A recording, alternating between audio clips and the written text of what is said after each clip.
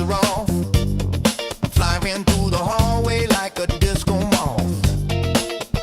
Pitching to the couch, then I loop through the fan. My tiny whoop's grooving like a funky jam. I dip through the doorway, spin by the cat, bounce off the toaster, yeah, I meant to do that. Neighbors knocking, saying, what's that sound? It's my brush motor soul train getting down. Flying through the curtain, dancing on breeze.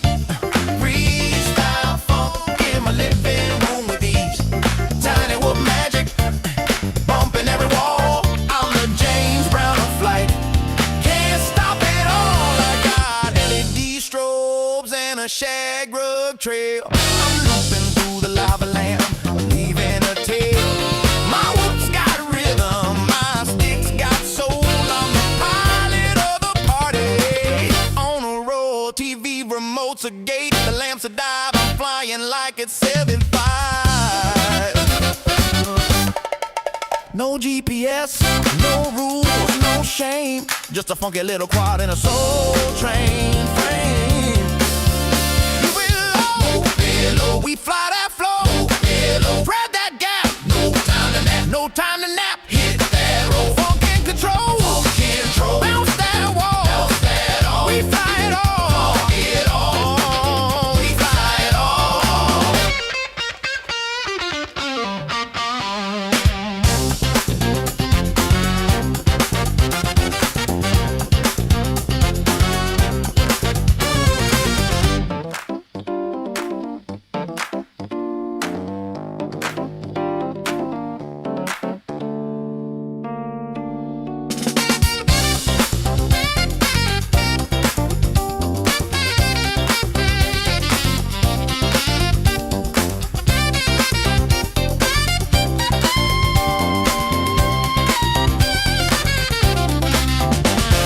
Tiny whoop love, funky and free. We fly indoors, we fly with glee. Whoop it, loop it, groove it, move it, bounce it, flip it, funk it, rip it, fly that soul, don't lose control. Tiny whoop love gonna make you whole. I thread the needle through the vinyl stacks, bounce off the mirror ball, never looking back. My quad's got soul, it's got style, it's got sass. It dips through the incense like a blast from the past.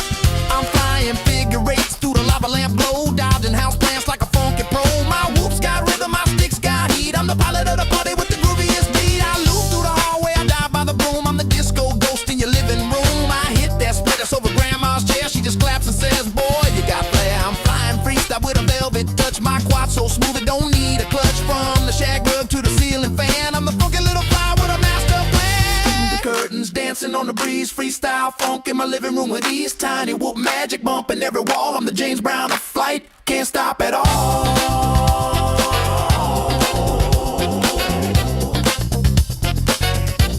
Can't stop at all. Can't stop at all.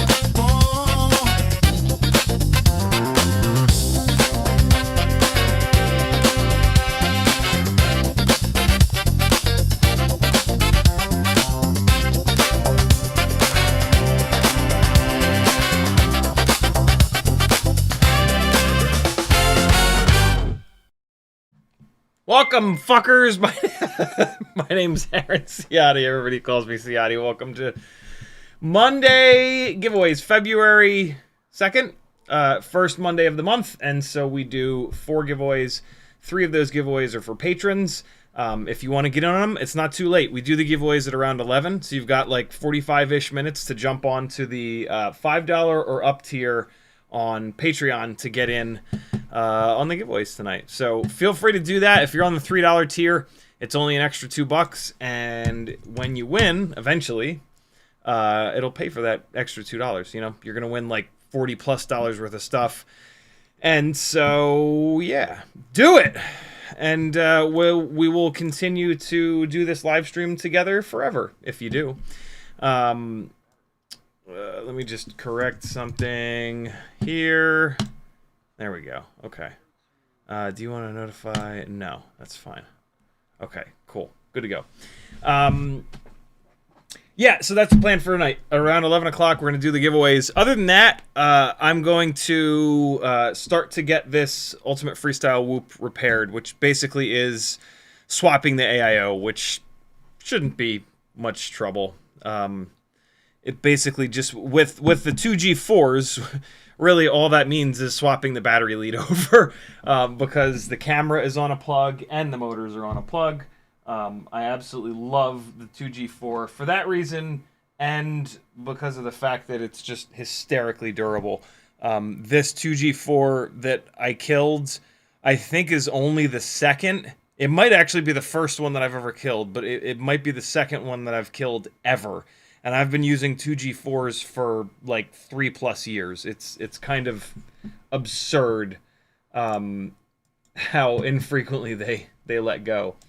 What you were just watching was the 0802 2S 1.6-inch build. Mobula 7 V3 frame, 300 mAh 2S BT 3.0 batteries from Tiny Whoop.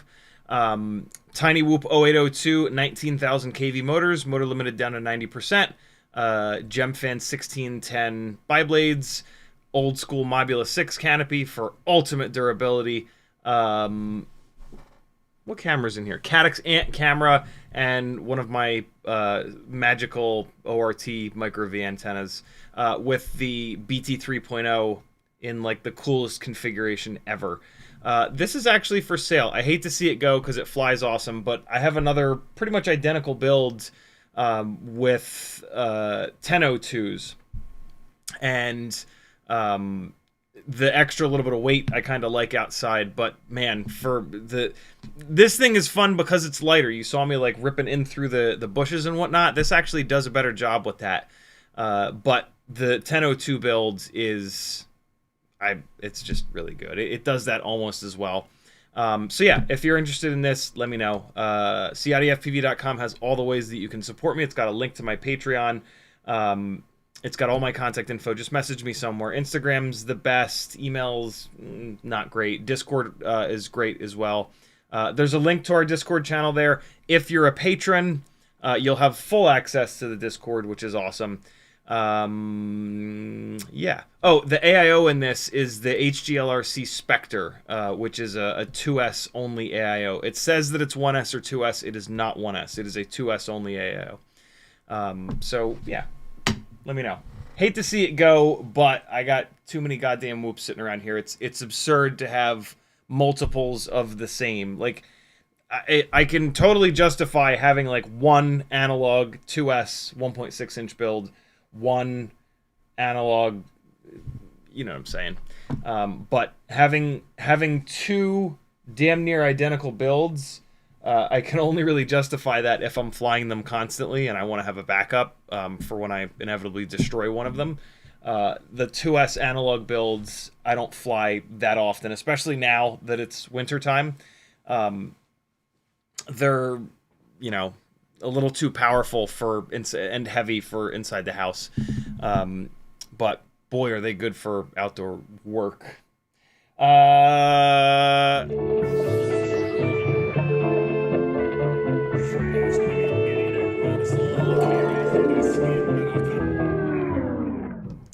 That's from Mighty Car Mods. Go subscribe to them. They are the best automotive channel on YouTube and just two amazing dudes.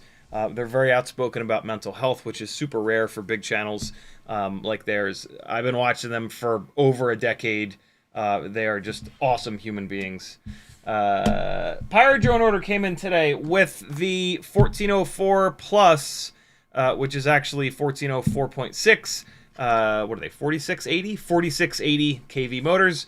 I have had one of these sitting on my desk for a while. We checked these out a while ago. I ordered one of them to see how notchy it was way back when, and then just like left it on my desk to remind myself that I was really impressed by the construction of the motor. It's definitely not notchy. It's also not smooth. It's in the middle, which I absolutely love. When motors are too notchy, they have a tendency to be a little too aggressive, and a lot of times they'll get too hot, which is hard on your battery, hard on your runtime.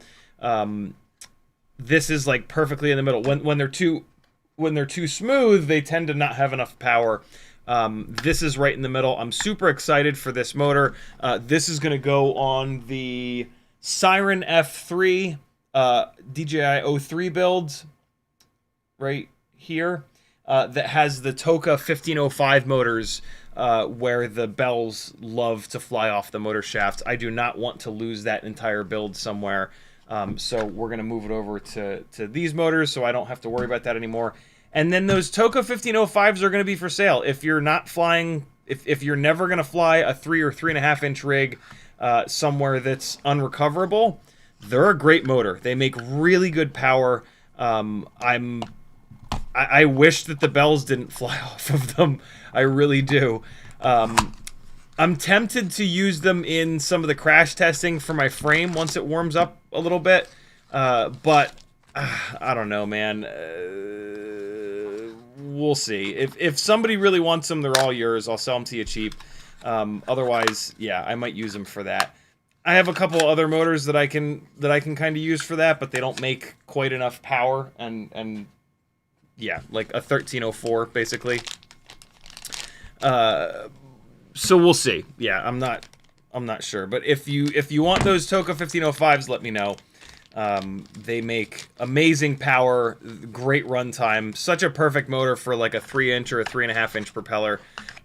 It's just, yeah, you're gonna be flying, and then it's going to tumble out of the air, and one of your bells and propellers is going to be missing. Like, guaranteed that's going to happen. Also got 2 of the M80 frames, because I'm pretty sure that I am going to sell a build on 1.8-inch props in an M80 frame. So stay tuned for that one. I do really like this frame. I hope that someday GemFan comes out with a 1.8-inch prop that is well balanced and durable. You know, HQ has 2 1.8-inch props, a biblade and a triblade, that perform awesome in this frame, but they're not durable. They explode at the hub like all of the other HQ ultralight props do, and that's kind of rough. But yeah, these M80 frames are awesome. You can technically put a 450, 550, 580, 680 mAh battery in the side of this M80 frame, kind of sideways, but it wobbles around a little bit more than I would like. It's kind of cool how they did that. This is the slot for, my fingers are in their way. This is the slot for 2S batteries, and then this does kind of fit these. So yeah, it's a really neat frame. I've never seen a frame that they've done that before on, but there's no but. What there is, though, is a little dog that just got a haircut. Look at him. Ah! Man, he's putting on a show. Oh! Oh, shit. Oh! Oh! Look at this dog. Fix your... The place that... I feel like all the places that groom dogs put these silly little things on them afterwards. Doggy. Dog, look up here. Oh, there he is. Oh! Oh! Whoa! Whoa! Alright, he's had enough of us. Maybe we've had enough of him. You ever think about that, Teddy? Maybe we don't want to hang out with you. I also got a Cockroach 75 Lite AF, which is very exciting. This is going to be for 1S builds. I'm going to pull the 1S 75mm build that I've got, which is in one of those Tiny Whoop cases in here.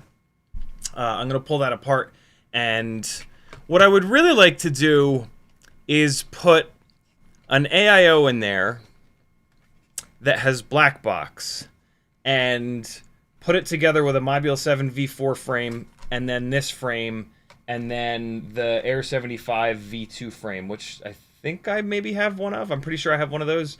And I would love to do a quick black box log on each one of those three to see what's what.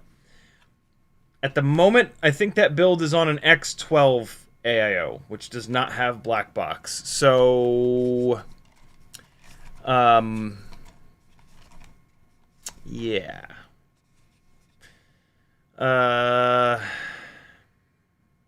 That's annoying.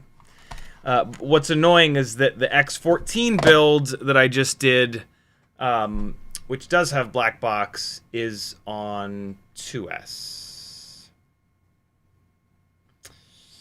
Maybe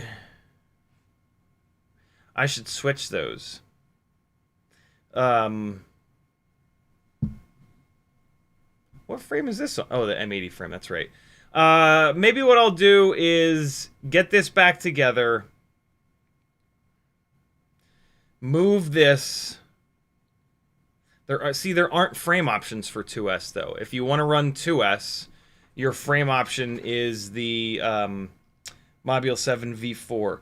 Although there is a chance that with these JST plugs now, instead of the USB plugs, there is a chance that we can do a 2S build on the Module 7 V4 frame with the upper battery supports removed.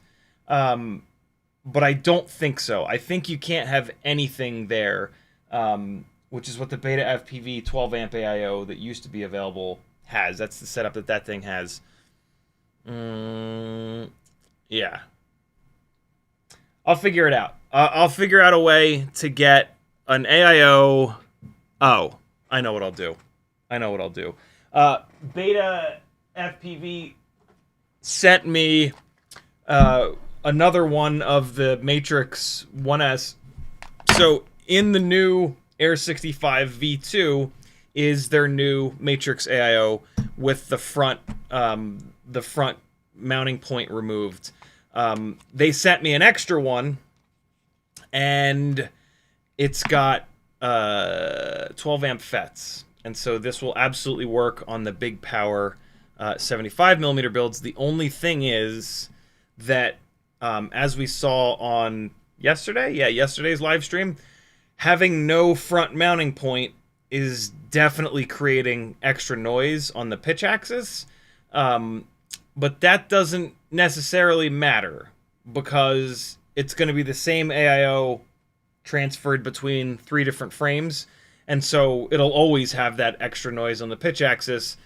And that won't make comparing the frames any different. So yeah, and that feels good too because, like, you know, it's got the 12 amp FETs. We might as well use all that amperage, versus like putting this into a 1.2 inch prop setup. We're never gonna use more than like on a 1.2 inch prop setup.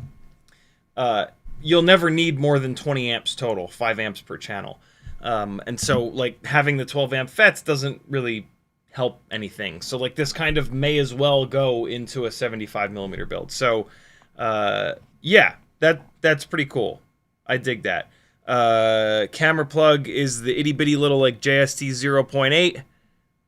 Oh, this is perfect.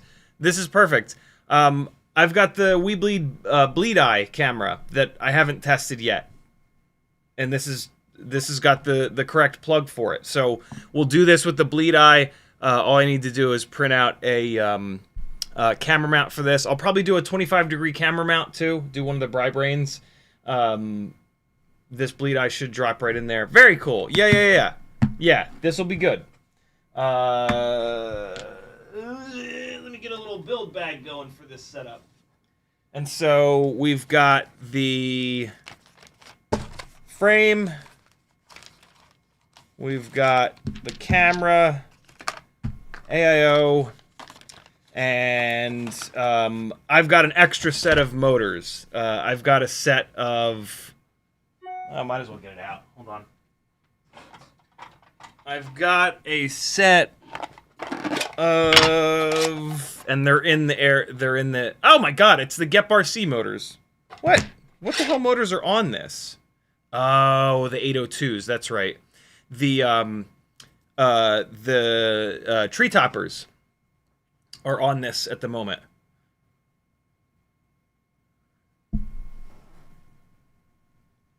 This might be for sale. I might sell this because this fresh build that I'm about to do is going to be on these 1002 25,000 kV Get Bar C motors. I think this is for sale. I'm going to swap out this this battery lead, but I think this is for sale. Runcam Nano 3, Mobula 6 canopy, ORT, one of my custom ORT Micro Vs, the Tree Toppers, Mobula 7 V4 canopy. Yeah. Yeah. Cool. Because this fresh build that I'm going to do is going to have a 12 amp AIO with black box. I don't know if I'll stick with this bleed eye camera, but like whatever, the camera doesn't really matter. Yeah, cool. So here's my Air 75 V2 frame. Here's the Cockroach 75 frame. What is it? V2? Cockroach 75 Lite AF frame. And then I should have an extra Mobula 7 V4 frame floating around. So I'll do this build. We can compare all three frames in black box.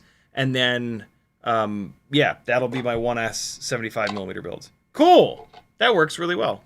Let me know if you want first crack at this setup. This flies great.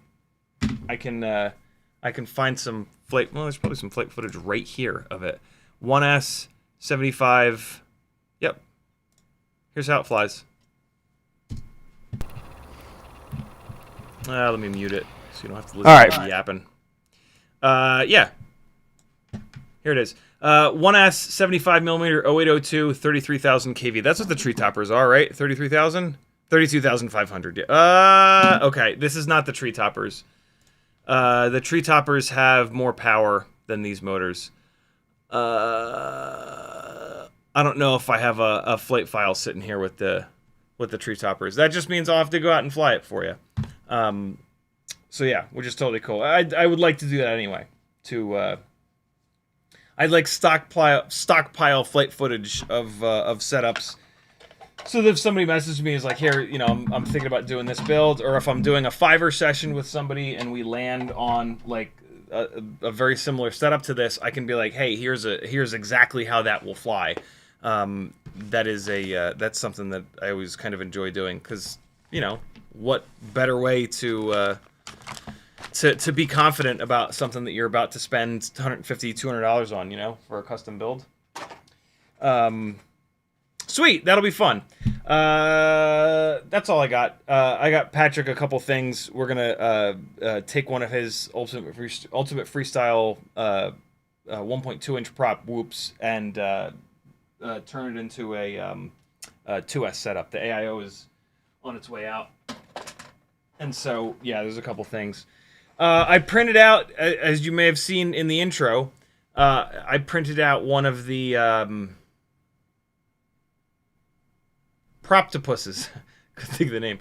And I'm going to be trying this out. This is a propodial, but for three-bladed props.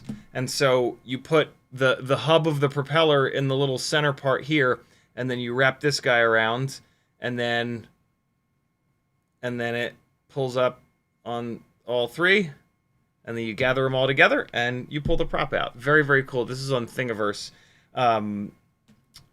Yeah, the prop. I'm gonna use this a little bit. I might start throwing this into packages instead of the propodial. I'm not totally sure. I've never had a problem with the propodial pulling tri-bladed propellers off until the Gemfan 1207s. These are the first propellers. Although Azzies as well. These and the Azzies, the connection point between the propeller blade and the hub is so thin that if you use the propodial, it bends one of the blades up or two of the blades up, and you can't get them back down. I've never had that problem before on any other propellers. The other main propellers that I run a lot are the HQ ultralights. they're strong enough at that joint where it's not an issue with them. So, yeah, Proptopus still might be the better option, but we'll see. I'm gonna use this a bunch and see how it is. The Proptopus is very easy to use, and it just works, man. It's just so cool.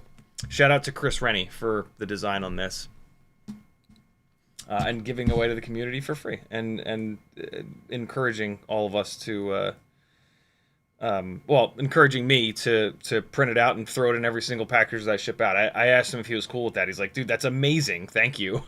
So, yeah, he's a cool dude. I'm going to keep opening up these RCN power motors.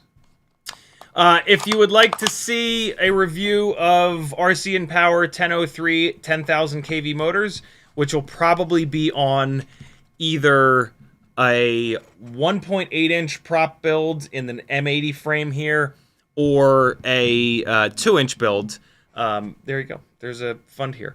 Or you can wait until a little after 11 o'clock and get in on the open to anybody base giveaway.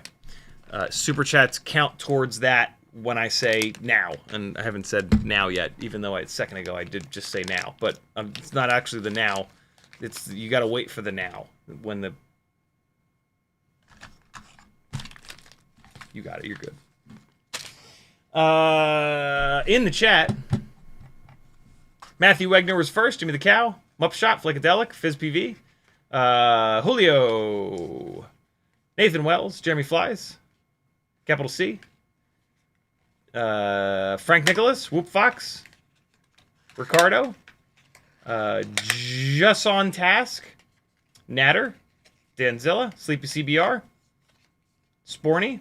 Sleepy CBR, there's a package headed your way. Sorry I didn't get it out on over the weekend. There was snow, and everything shut down. And it was like, we got, here in Georgia, we got, I shit you not, we got this much snow, and everything shut down. We got snow, I guess it was like Friday night, and Saturday, it was just, everything was, it's crazy, man. They act like it's the actual end of the world here. It's so funny. As somebody who grew up in the Northeast, and so yeah, it did not get picked up on Saturday, which is wild. But you know, whatever. I guess maybe there was some ice somewhere. The roads were fine. Just a bunch of prima donnas up in here. I always do this when I get motors. Usually the motors ship in a box big enough to hold 4 motors. That's what I'm doing right now. I'm opening these other, I'm opening 5 boxes and putting them into one. Penguin FPV, Tony Free, Sporny, Druzen, P Money, Kevin Sumner, Metal Dirtskin, Bob Noxious, Mupshot, Uke, Denzel the Terrible, Sporny, Metal, Jimmy the Cow. I think that's Ill. I'm gonna call you Ill. I can't pronounce the rest of that. I think the first 3 letters are Ill though, which is fun. Sporny, Uke, Bitterroot, Itchy. Thank you for coming, Itchy Sack, and giving me the opportunity to say Itchy Stack without just being a weirdo. I think I got everybody. Captain Kazi's here. What's up, brother? How are you? Break Faded. I wish I'd read these in order, because then I could have said Break Faded, Itchy Sack, Captain Kazi, and it would have sounded like a sentence almost. Esga is here. Tony Free, Jerry Potterman, Bob Grattan.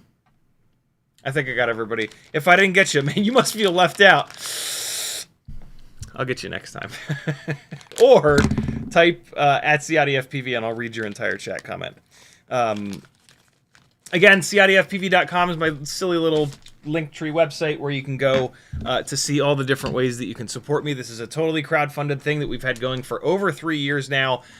We have figured out so many parts that suck, so many parts that are great, so many cool combinations of parts that fly really well for X, Y, or Z scenario.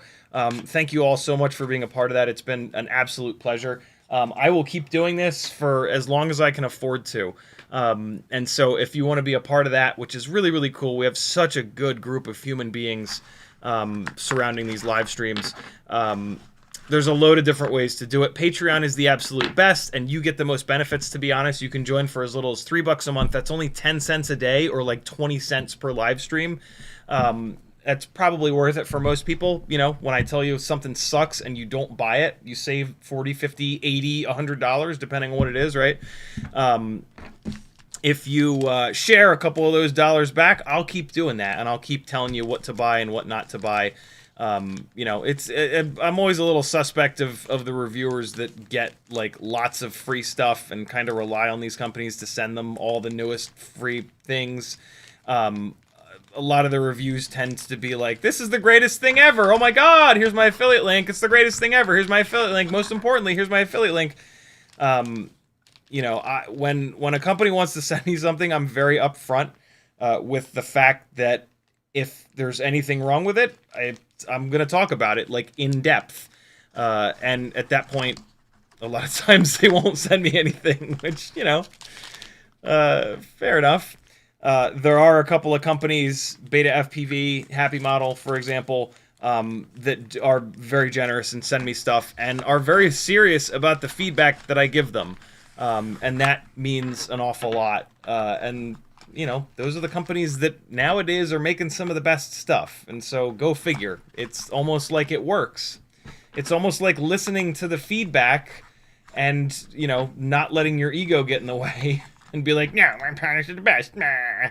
You're wrong, person that actually uses them, is the way to go. There it is. 5 1404 pluses in one little nice box. And now you can lose this box and lose all the motors all at once. I'm gonna put this with the. I'm gonna put this here and probably forget about it. So, if you're really looking for, well, I'm gonna forget about it because I'm not really flying outside right now because it's so goddamn cold. If you're super looking forward to seeing those 1404 pluses. And it's been like a week or two, and it's starting to warm up here.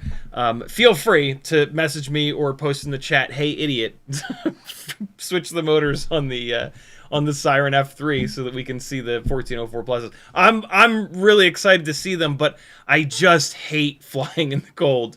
It is just like the everything TPU or plastic on the quad just explodes every single time you crash, and like the batteries perform like hell. You know, this is the season to fly indoors, and we have so much stuff that flies really well indoors that it's kind of insane not to. But yeah, again, you guys funded those motors. I will absolutely, especially once it warms up, I will absolutely get them swapped over and get that thing up in the air. But if you're getting antsy, feel free to yell at me. It's always worth a shot. This is Sunbum lipstick. I just like their logo, to be honest. It's absurdly expensive. Everything Sunbum makes is absurdly expensive, but their logo is like a big round-mouthed gorilla man, and I just find it to be absolutely wonderful. And they sell this at surf shops, and whenever I go to the beach and go into surf shops, I try to support them as much as I can so that they don't disappear off the face of the earth and get gobbled up by like Ron John and shit. Don't shop at Ron John, yo. There's plenty of privately owned small surf shops with cooler, better stuff. Support them, or they will go away. Jimmy the Cow says, moo! Jimmy the Cow also says, let's give CiottiFPV some money tonight, boys. Sounds good. Jimmy Flies FPV says, oh, hi, CiottiFPV and friends. Penguin FPV says, digging the background change, missed the Breaking Bad poster. The other, so this is all artwork from Blip Shift, a company called Blip Shift. They make t-shirts as well. These are really cool. These are silk screened, and like they have this beautiful, like matte, layered, thick kind of finish. The one that I moved from up there earlier today is a NB Miata, which is the same generation as mine.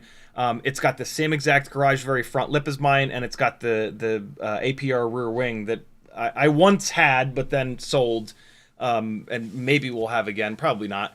And so, like, I absolutely love that piece of artwork, but it just doesn't belong here. The background of that artwork is red, and it's not quite the same red as this wall. It belongs over there. I've always wanted to put it over there, but I could never figure out how to do it, and I just did today. I've got one of these like IKEA shelves that I've been dying to put up above the 3x3 IKEA cube over there with all my old school video game systems on it, the NES, Super NES, N64, PlayStation 1, 2, 3. And so, yeah, I'm going to finally hang that shelf up there, and then I'm going to plop that artwork on it, and then I should have a little bit of space left and right for probably Legos or some such. So yeah, I'm actually excited about that. Denzel the Terrible says, speaking of magicals, the hair is fly tonight. This is what happens when I fall asleep on the couch for like 2 hours. It goes upwards. Sporty says, I need to choose a frame for 04 Lite lens mod, heavy Mobula 8 or lighter Mobula 7. That's easy. Mobula 8 build is going to make more power from the bigger propellers, but it's going to be significantly heavier. So it's going to like do better in the wind, for example, but it's going to do worse if you're trying to drop down into like a garden and weave in and out of, you know, tiny little gaps and whatnot. The Mobula 7 is kind of the opposite of that. Lighter weight, better for like quick maneuverability, but it's going to get hit harder by the wind. So yeah, super easy choice there. If you want to fly, or if like where you're gonna fly it has a decent amount of wind, I would go with the Mobula 8. It's really, really good. And then the motors are gonna be different between those two. Mobula 8 is gonna want a 3mm tall stator, like a 1003 or an 1103.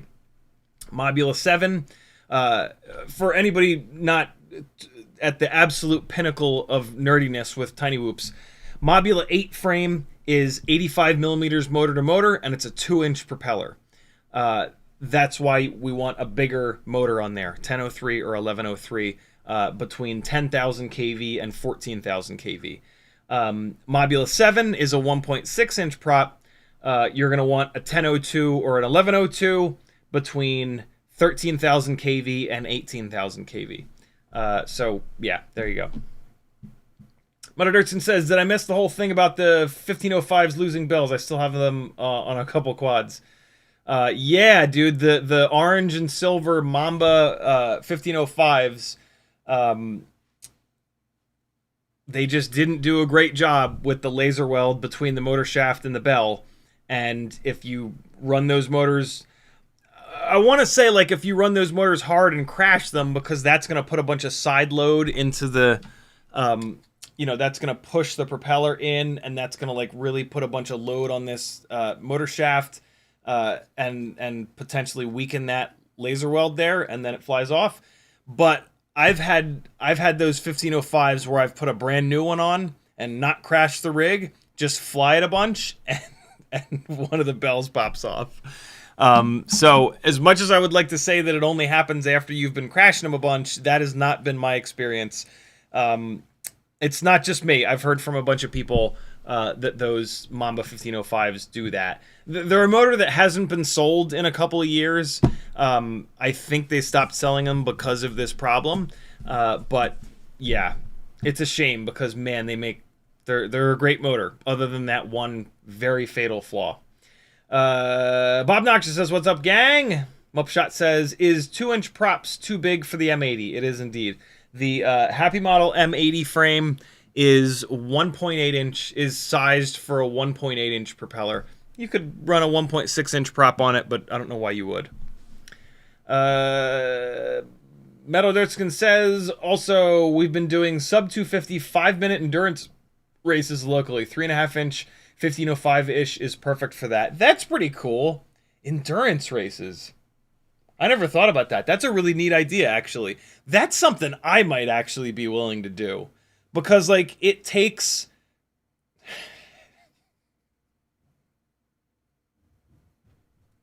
I'm going to say this. I'm going to say what I was about to say just now. I mean no offense. I mean no offense whatsoever by this. It takes being a good pilot out of the equation. It actually doesn't.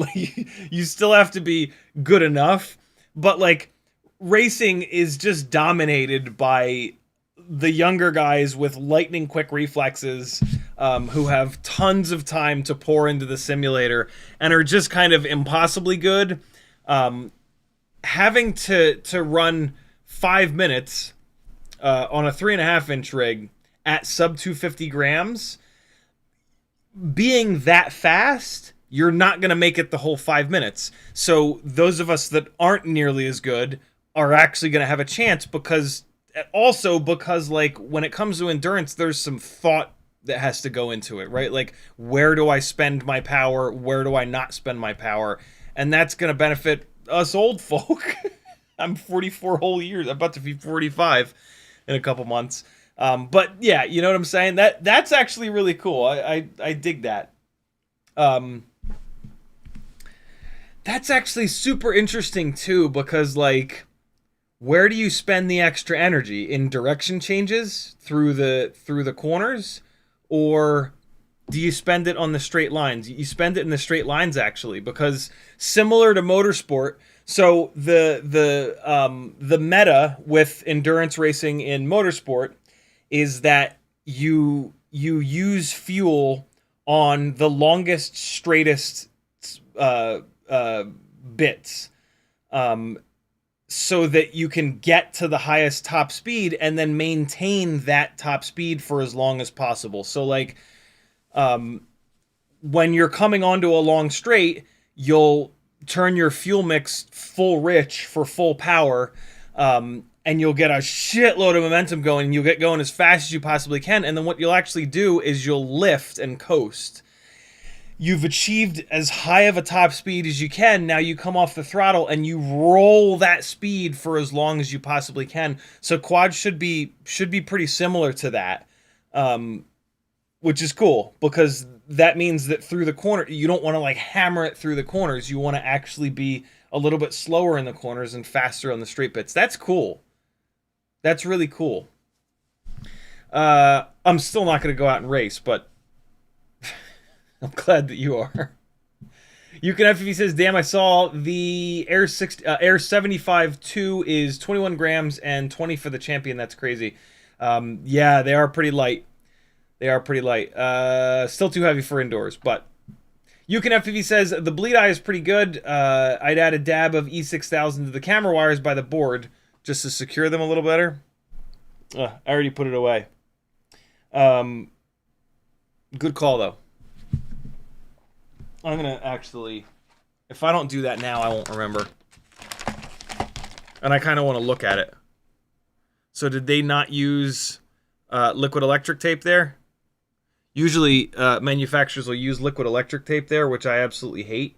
Oh, mine's got a big old blob of liquid electric tape, actually. Did yours not have... Oh, but look at that. The wires are... The liquid electric tape doesn't look like it's...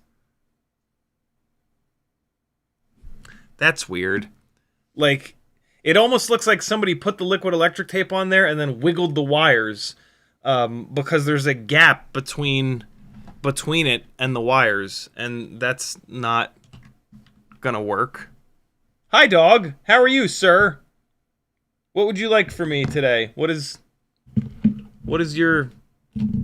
this look that you're giving me right now?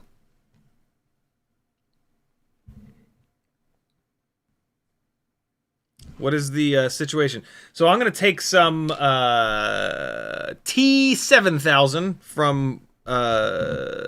from Tiny Whoop, which is just basically black E6000. It's a little bit different, and I'm just going to squeeze a little bit of this in here.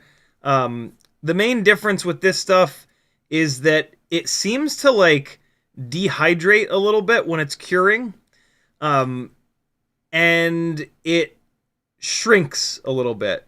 So like if you put a big blob of it on, once it's cured in like 24 hours, there's like less of it there. Basically, it just sort of shrinks up a little bit. It still adheres really well to whatever you've pushed it against, but like, hold on, let me get the rest of this on here, and then I'll kind of give you a little visual. If you make like a convex little area with it, it'll be concave by the time you within like 24 hours. And so, just as a quick visual, all right, there we go. If you put a big blob of it on that's sitting like this, when you come back, it'll be like that. So like I use E6000 and T7000 on these right angles on a lot of these tiny whoop frames to strengthen them up a little bit. And so like when I put it on there, it'll be a big blob like this, and then when I come back, it'll be like that. So between on this right angle, it'll be like that rather than like that. It just kind of, yeah, I don't know how else to say it. It like dehydrates a little bit. It loses some of its some of the water, like evaporates or whatever. Other than that, it's just black E6000. It's just as easy to peel off, and it works absolutely awesome. Itchy Sack says, I have seen that, but how do you use it? What is the that you've seen? Tag me again. Ask me that same exact question, but instead of the word that, put whatever it is, because it might be 10 minutes before I read whatever you're about to post. Captain Kazi says, you going to be reviewing the new Air 75-2 anytime? Probably not. They did not offer to send that to me. Although, the build that I'm about to do, that I just made that little build bag with, is pretty much exactly that. So I kind of will be reviewing it. Hell, I can even use the canopy that it's going to come with. I was going to 3D print a canopy, but I might as well use this. So yeah, I'll put this in the little build bag. The frame that it comes with is this frame here, the Air 75 V2 frame. So we'll have the frame, the AIO, the canopy. You know what's funny is I'm going to try out the bleed eye camera, but I'll probably end up switching it to the CO3 camera, which is the same camera that the Air 75 V2 comes with. So we will have everything other than the motors. The Air 75 V2 bind and fly comes with 802 motors in all of the KVs that we've already tested here before. On the 1.6-inch prop builds, the 1002 is a better choice in motor. The 802 is totally fine, especially when it's a higher KV. The tree toppers are great at 32,500 KV, but the 802s are just better suited for those bigger builds that we're flying outside, so we're flying them harder, right? We're using more throttle.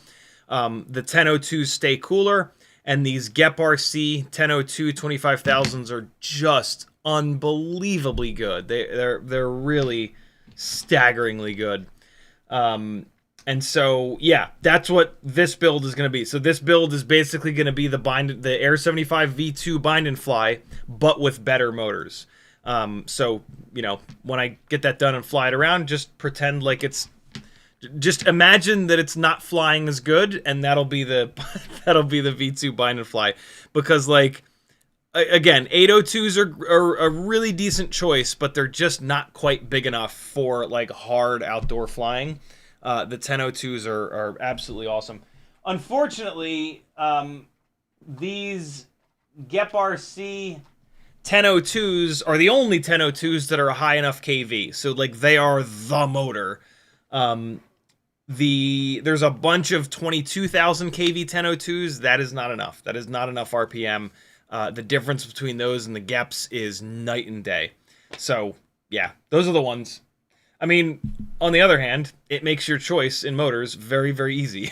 You get those, or you get 802. The tree toppers are my other choice. I'm sad. You know, 15 minutes ago I decided that I'm selling this, and I'll be sad to see this go, because these tree toppers are absolutely awesome on this build. But again, those 1002s are better.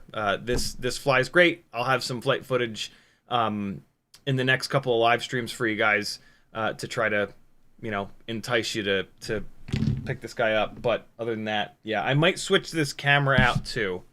I'm not sure. I literally just decided that I'm going to sell this because I'm doing that other build. So this might transform a little bit. But the AIO in there and the motors and the frame and the antenna, that's all going to stay on it for sure. I just might swap that camera out. We'll see. Kevin Summer says, you all have to, something that I refuse to say when CiottiFPV says now, so you know, let's go and rip a battery. I had to change so many words in there that I refuse to say. Itchy Sack says law firm. What does that mean? Itchy Sack, how do you have such a great screen name, but you're so confusing? I have seen that, but how do you use it? And then he says law firm. What's law firm? What's happening? YouTube just did the thing and scrolled me to the bottom. Jimmy the Cow says, I'm game to chip in on a CiottiFPV blank shirt. Sporny says, you'll be the first to notice when I find stable work. Nice. Hey, Ryan says, any good 31mm biblades? Seems to be slim pickings. Yes. Where'd they go? The HQ ultralights. They are, well, the Gemfan 1210s are totally fine, and they're very durable. So if you want a very durable, very good performing biblade, Gemfan 1210, hands down. If you want a admittedly more fragile, but much better performing, much newer, the Gemfan 1210 biblade has been around for like 4 years, and it's just old, and old propellers aren't as good as brand new propellers. Propeller design gets significantly better over time. These HQ 1.2 by 1.2 by 2 biblades are absolutely ridiculous. They're so good. They're what you want for sure. So yeah, snag some of these. You'll love them. If you absolutely have to have durability, it's the Gemfan 1210s. If you can sacrifice a little bit of durability, because they're not like not durable, but they do the thing that the HQ ultralights do eventually, where they blow up at the hub. Yeah. If you would like for your HQ ultralight props, not plops, to blow up less often at the hub, buy one of my 0.99mm drill bits and drill them out. One of the things that causes them to blow up at the hub is that the inner diameter of the hub is too small for most motors. It's just about perfect for the RC and power motors that have thinner motor shafts, but on most motors, the inner diameter of the HQ ultralights is too small. And so you then ram that fucker onto a propeller shaft that's a little bit bigger, and that hub is like under tension all the time. And what you'll see happen is little cracks will start to form in that hub, and then it'll break in a crash on one of those cracks, and the propeller disappears, and you can't take off at that point. And so like if you're somewhere unrecoverable, you just lost the whole thing. So yeah, drilling those out. I sell those drill bits for $5 whole on my Etsy store. They will easily pay for themselves because they also prevent you from destroying your motors. The motor shaft and the motor bell are laser welded together, and you can really easily break that laser weld by jamming a propeller on or ripping a propeller off with a bunch of force, or twisting the propeller when you're removing it. Those are 3 excellent ways to ruin tiny whoop motors. It took me a lot. I spent a lot of money learning that lesson. I've ruined quite a few $8 to $10 motors before I realized what was going on there. So let my pain and financial mistakes, benefit you. Mutterritson says, it was my idea, the sub 250 race, still trying to get it to catch on. And you're kind of right about the good pilot thing. LOL. Also, it takes all the spec motors RPM limiting BS out of the equation. Oh, that's true. Yeah, right. Right. Because, sure, run a super powerful motor. Good luck. You're going to get 2 minutes of runtime, and the rest of us are going to run the rest of the race and win. That's cool.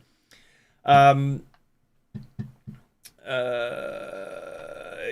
says, I got mine when it first came out, and it only had a tiny, tiny bit. Okay. Yeah, mine had a great big blob, but it was like it was like this big blob, but then the the liquid electric tape was like this, like the wire just went through this big cavity in the in the liquid electric tape.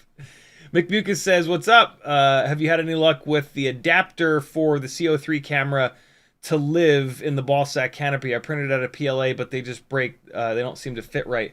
I have one. This one has been totally fine in this canopy, and then I used one in the M80 build, and it broke. It's separated on the layer lines. So I'm 1-in-1 on those. I'm gonna fix that, and I'm gonna use another one, and we'll see. I'm paying more attention to the layer adhesion on it this time to see what's going on.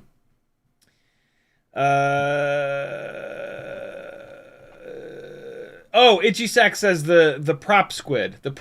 So he had asked me, are you going to be... No. He asked me, I've seen it before, but how do you use it? Oh, okay. The squid dial. No, the prop squid. No, the squid, the Proptopus. That's it. You put it below, so it's got a little center bit here, and so you put that like that, and then the this arm on that open end comes up here against his little head. Hold on, there we go. Got to rotate it right. All right, so one arm goes up through this opening, the other arm goes up through that opening, this arm goes up through that third opening, and so it's pulling on all three. It's pulling on all three of the voids there. Boy, is that hard to show you. How the fuck do I show that on camera?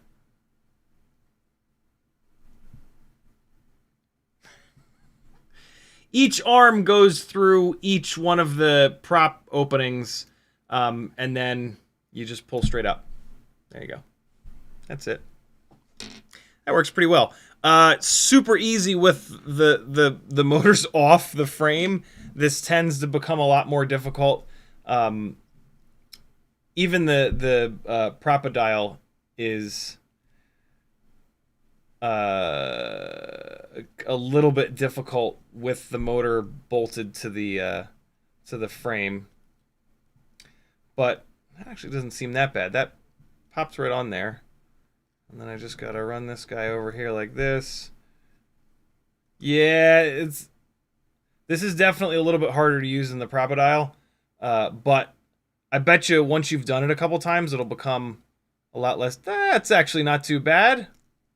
That went right on there. This guy goes here, and then this guy comes up here. Nah, it's not bad at all.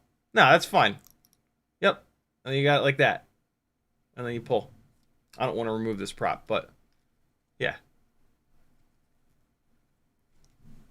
Normally you wouldn't have to remove it like this because you'll pull the propeller off with it. What I'm curious is if it'll rip. I don't know if it'll rip here when you're really cranking on a propeller. But yeah. Proptopus.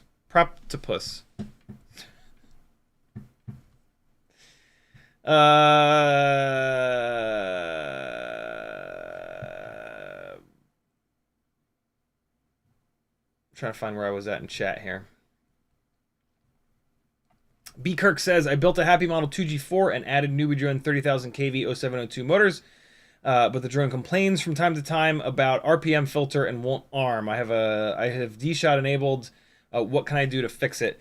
That is usually a sign, I believe, that the ESC is on its way out. I've gotten that error every so often right before the AIO dies. So, yeah, I mean, you could try, like, updating to the newest version of BlueJ, 0.21, but I don't think that's going to do much. I mean, you might as well give it a shot if it's not already on it.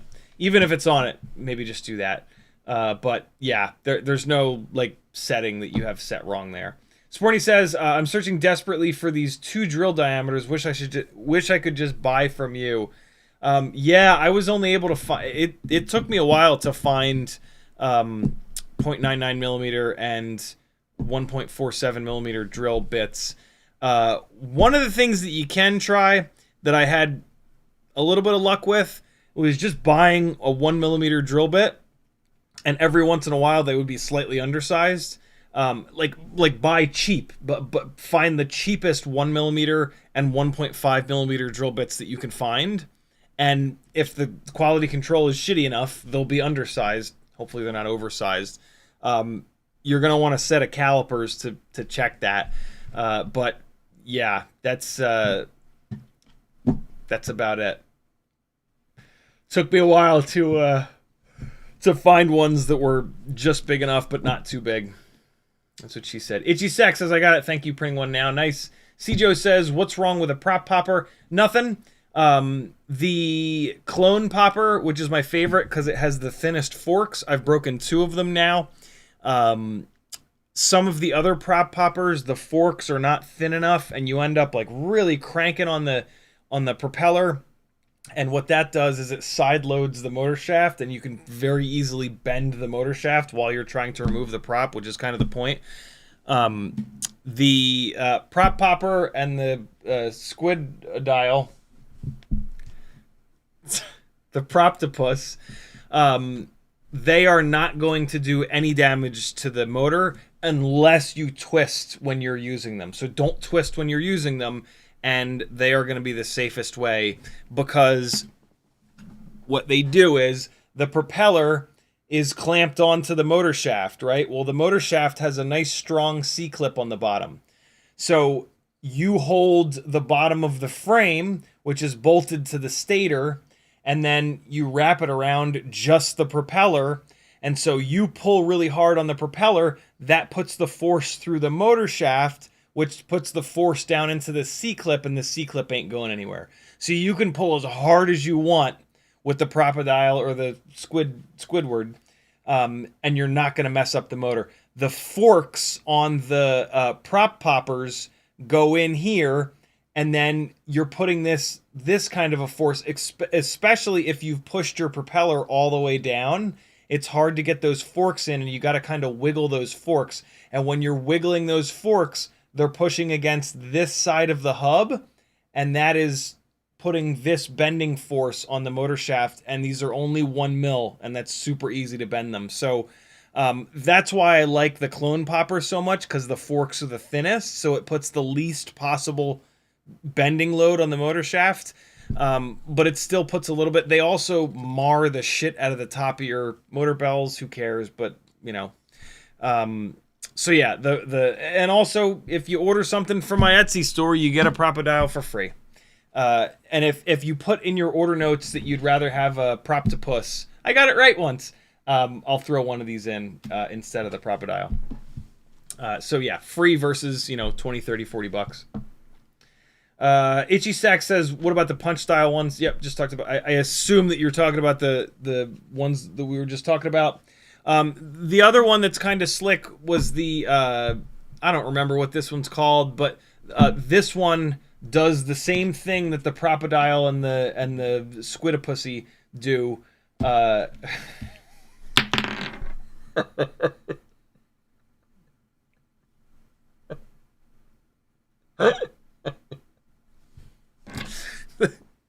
hope the guy that designed it is laughing and not horrified if he ever watches this. But that one does the same thing where it just pulls up on the propeller itself, which is what you want. Squidtopus. Next time I'm going to try to remember to call it the Pussa Squiddy. Itchy Sack says, yeah, what Cjo said. Nyafu says, have you thought of using electro swing in analog freestyle videos? What the hell's electro swing? Is that a genre of music? By the context, I'm going to assume that's a genre of music that my aging ass doesn't know. Electro swing or swing house is an electronic dance music genre. Look at me. I know how to determine things from context. I'm going to have to dive into that genre to see. I almost always have like a couple songs on my 1,000+ favorited songs that are any other genre. I just never realized they were of that genre. So probably not. I need to do more edits, dude. I really do. I just, it's just hard. It's hard to justify doing freestyle flight edits when they don't, I don't know how else to say it. They don't make me any money. And yeah, I'm not like rolling in dough to where I can just do like fun stuff. I have to kind of prioritize the stuff that makes money. So, but I do. I sometimes I enjoy doing freestyle edits. I definitely enjoy them once they're done. Sometimes I don't mind them during the process. Sometimes I really do hate it. I burned myself out on doing video editing many years ago, and it's been a hell of a struggle to get back to a place where I don't absolutely despise doing it. But yeah, recently saw outdoor whoop video with electro swing, and it was and it fit so well. I was amazed. That's cool. I'm gonna check that out for sure. I have it opened in a tab. Sporny says, you know what? I have a whole box of cheap 1.5mm drills. They're all undersized. There you go. He says I'm just milling at this point. Angular FPV says, what are your thoughts on a Squished-X Deadcat freestyle frame for 3-inch? So you got to pick. Squished-X is one thing, Deadcat is another thing, or maybe 3.5-inch. Squished-X, I'm a massive fan of. My frame is Squished-X that I'm going to try to get out this year. Deadcat, I'm not a big fan of unless you're flying it cinematic. Then they're great. Although, if you can make a Squished-X frame work for cinematic stuff, it's going to be better because it's not going to shift the weight so far forward. The problem with Deadcat frames, there's one right here, is that you've swung the front motors back so far, and you can also think of it as you've pushed the nose of the frame forward so far that the CG is always on the nose, which is not great. You want the CGs to be as balanced as possible. The other big problem that I have with Deadcat frames is that the front motors are almost always behind the nose of the frame and the camera. And so when you crash them, you smash face camera first into stuff. Whereas like with a Squished-X or True-X, the ends, when you smash into something face first, the arm ends hit and the below the motors, and those are nice and thick, right? The arms are 5 or 6 millimeter carbon on a 5-inch rig, 3 or 4 millimeters on a 3-inch, 3.5-inch rig, and so that's nice and thick carbon. Whereas like the top plate and the bottom plate, those are only like 1.5 mil, maybe 2 mil. Also, you know, replacing an arm is super easy. Replacing your top plate or your base plate is a pain in the ass. Top plate's not bad, but so yeah, Deadcat is for if you can't get the props out of view and you have to get the props out of view, which is typically just 100% cinematic, like, you know, working gigs. And so that's why I have a couple of Deadcat set up. I mean, they're just glide frames, but Bob made Deadcat front arms, thank God. So I have a couple of Deadcat builds that I use for work, but I never, ever use them outside of that.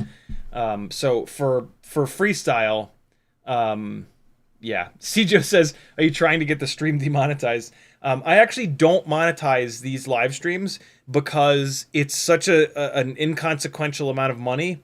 And the main reason is that YouTube is just horrible nowadays with how many ads they put in.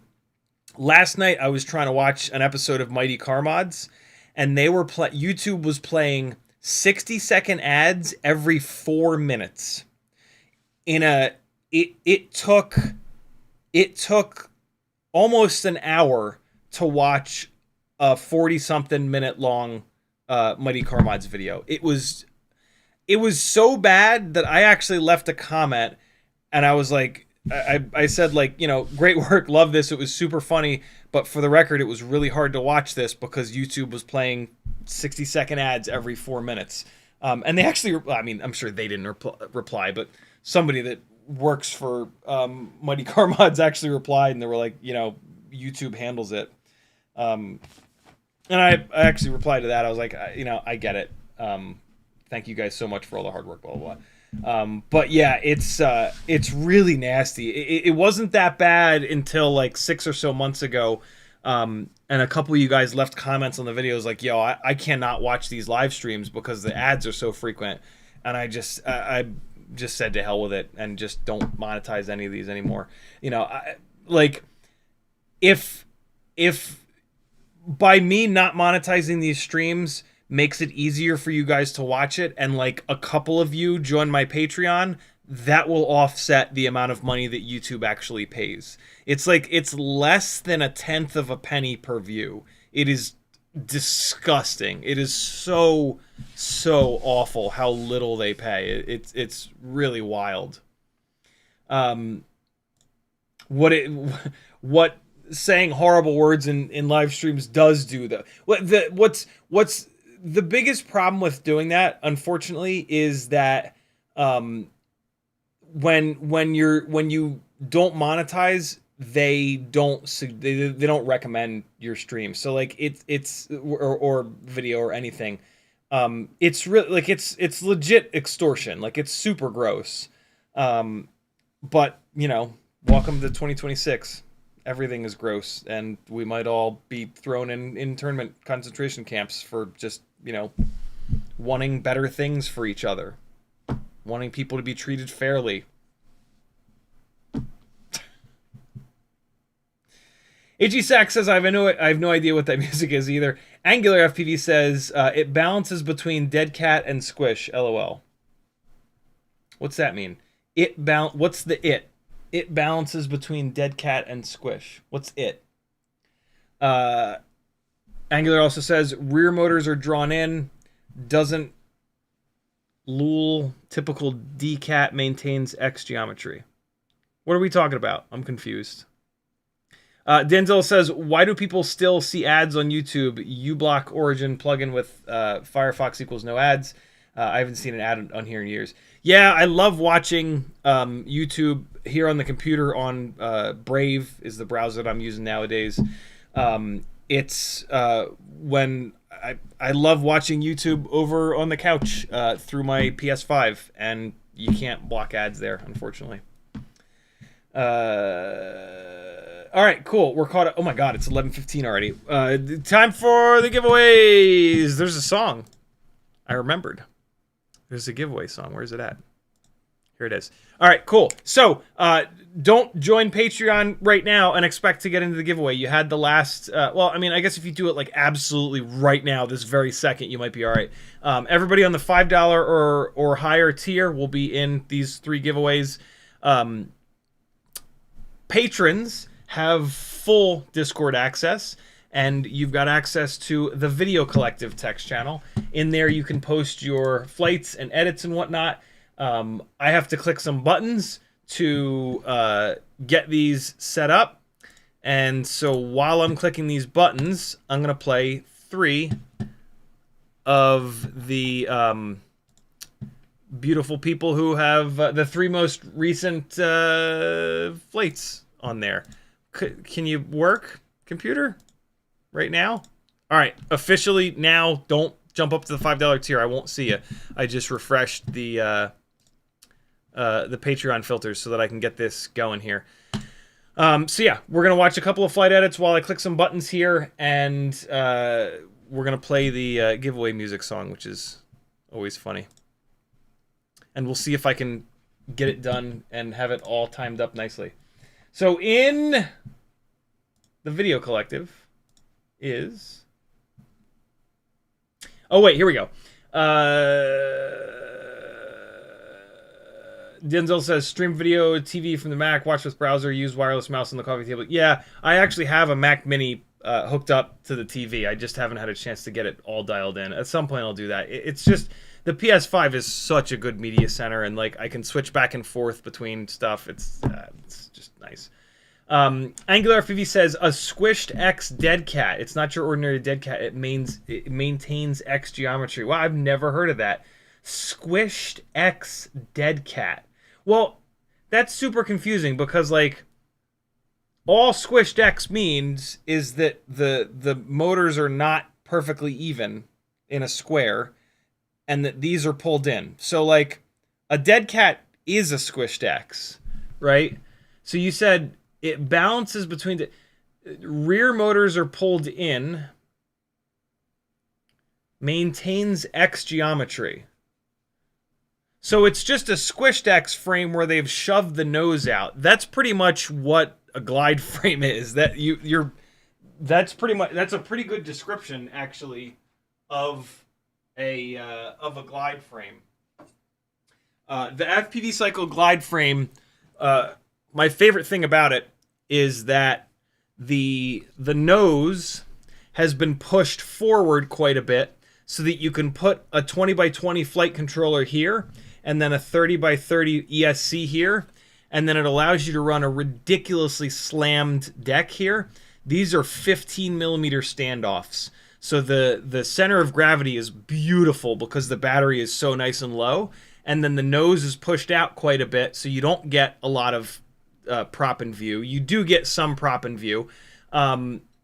If this is a true X, if this was Squished-X, then I guess it would be what you're describing.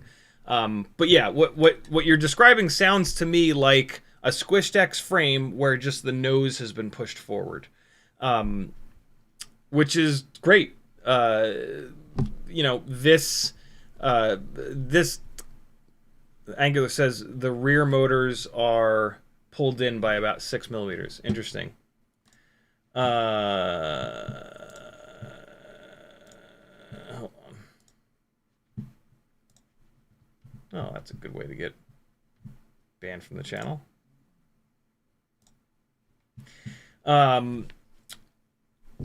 The rear motors are pulled in. Interesting.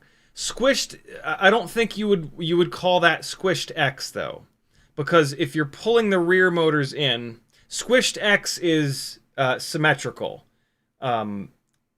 Deadcat refers to a scenario where like the motors are not symmetrical. The front arms are typically shorter than the rear arms. So yeah, that's interesting. What frame is set up like that?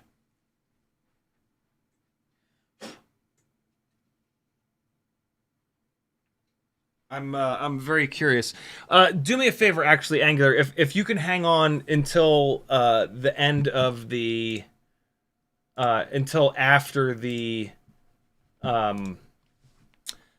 giveaways, I would love to take a look at what frame has that set up, because it sounds like there's a lot of odd things going on there. All right, so FPV raffle, there we go. All right, so this is all good to go. Hold on one second.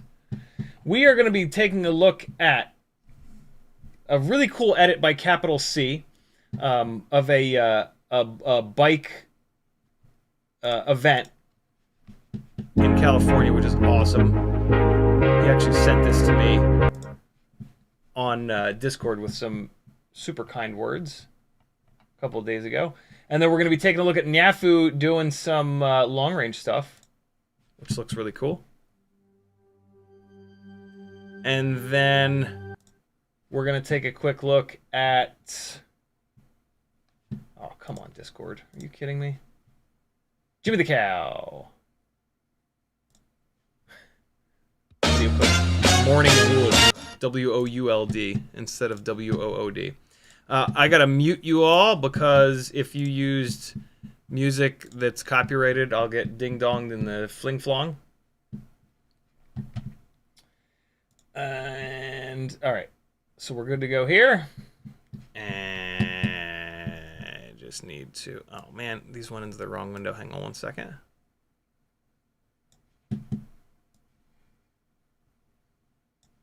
Alright. There we go with that. And... Cool. Bring this over here. And bring this over here. And bring this over here. Alright, awesome. So email that. It's going to download there. There, okay, cool. This used to be a very smooth process, but Patreon changed the way that I can download CSVs. And now it's just stupid the way that I have to do it. But I've got it. I'm starting to figure out how to do it. There's not going to be a way of doing it nearly as slick as before, but welcome to live streaming. Here you go, a little music from FizzPV.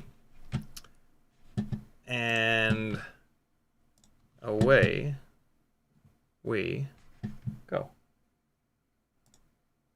Well, hello there, Gangly Gang. Welcome to CiottiFPV's monthly giveaway. The only stream where the props spin fast, the motors hum sweet, and the giveaways, oh honey, they're hotter than a soldering iron on a Sunday morning. Deal round one, tiny whoop-tees. Let's start small, shall we? Our tiny whoop-tier, the pocket rockets, the bedroom flyers, the ones who know how to keep it tight in tight spaces. One lucky pilot's about to get a little package that'll make the ducks flutter and the goggles fogger. Size isn't everything, sugar. But it sure helps when you're flying through lampshades. We're round 2. 3-inch thrill. Next up, the 3-inch tier, the mid-range lovers, the backyard acrobats, the ones who like a little wiggle with their throttle this prize. Oh, it's got curves, baby, motors, frames, maybe even a little something to tickle your ESCs. Not too big, not too small. Just right for a little afternoon delight. 5-inch full send. Round 3. 5-inch full send. Now we're talking full size, full send, full fantasy. The 5-inch tier, you like it loud, proud, and upside down. This giveaway's got thrust, baby. It's got punch. It's got the kind of gear that'll make your neighbors peek over the fence and say, "What is that buzzing?" Careful now. This one's got enough power to blow your canopy clean off. Fake bonus round. Super chat time. And for all you gorgeous viewers out there who just dropped in for a little love, Don't be shy. $5 super chat or a sweet little PayPal tip gets you into the open giveaway. No strings, no tears, just pure, unfiltered FPV affection. $5 never felt so good, did it? All right, we've teased, we've tickled, and now it's time to reveal who's getting lucky tonight. We're flipping the switch, spinning the props, and letting fate do the dirty work.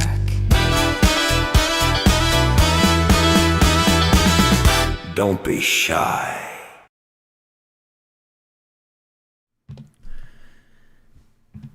It is unbelievable how much more difficult this has become. It used to be so easy to do this. Now it just sucks the way that this, like, you have to click a button and then you get an email and then it downloads from an email. It doesn't download in a way that you can see what's what.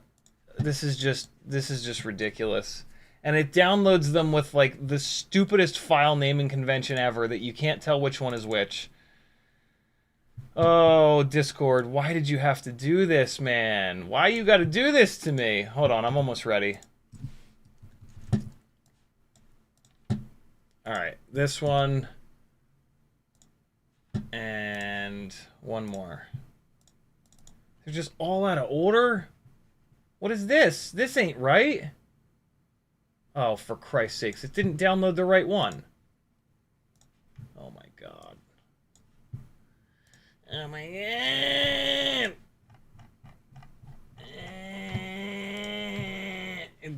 doing the right one. You fucker, you. Like, it'd be easier just to... I don't even know. Let me try this again.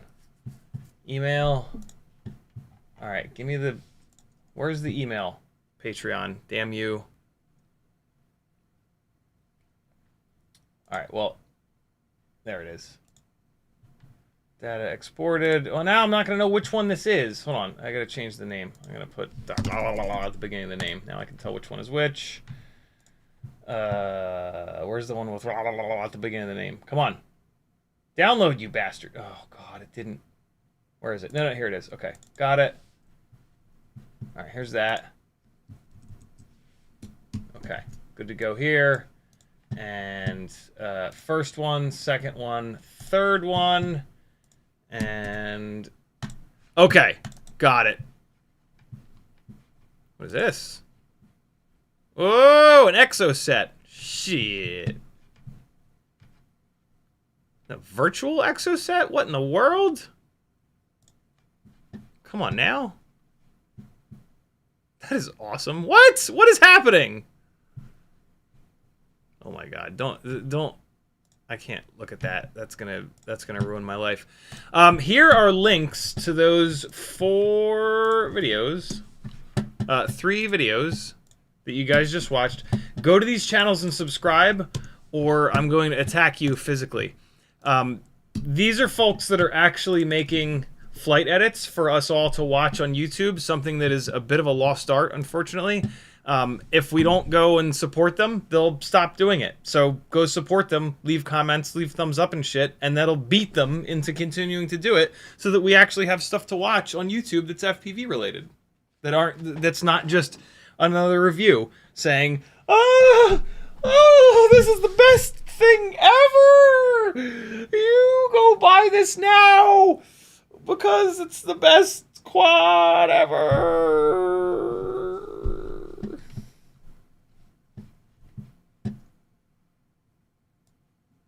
Oh, shit. What? Okay. Okay. Jesus, this makes such a mess, too, with these effing files. Okay, there's that. This is good. I need to pull this back over here. We're almost there. I promise we're almost ready. I'm gonna have to figure out a better way of doing this. I hate this, but what I'm probably gonna have to do is shut it down before the live stream and just say, like, you know, at the beginning of the live stream, it's too late to join the Patreon, other than for next month, because it's just, I don't know how else to do it.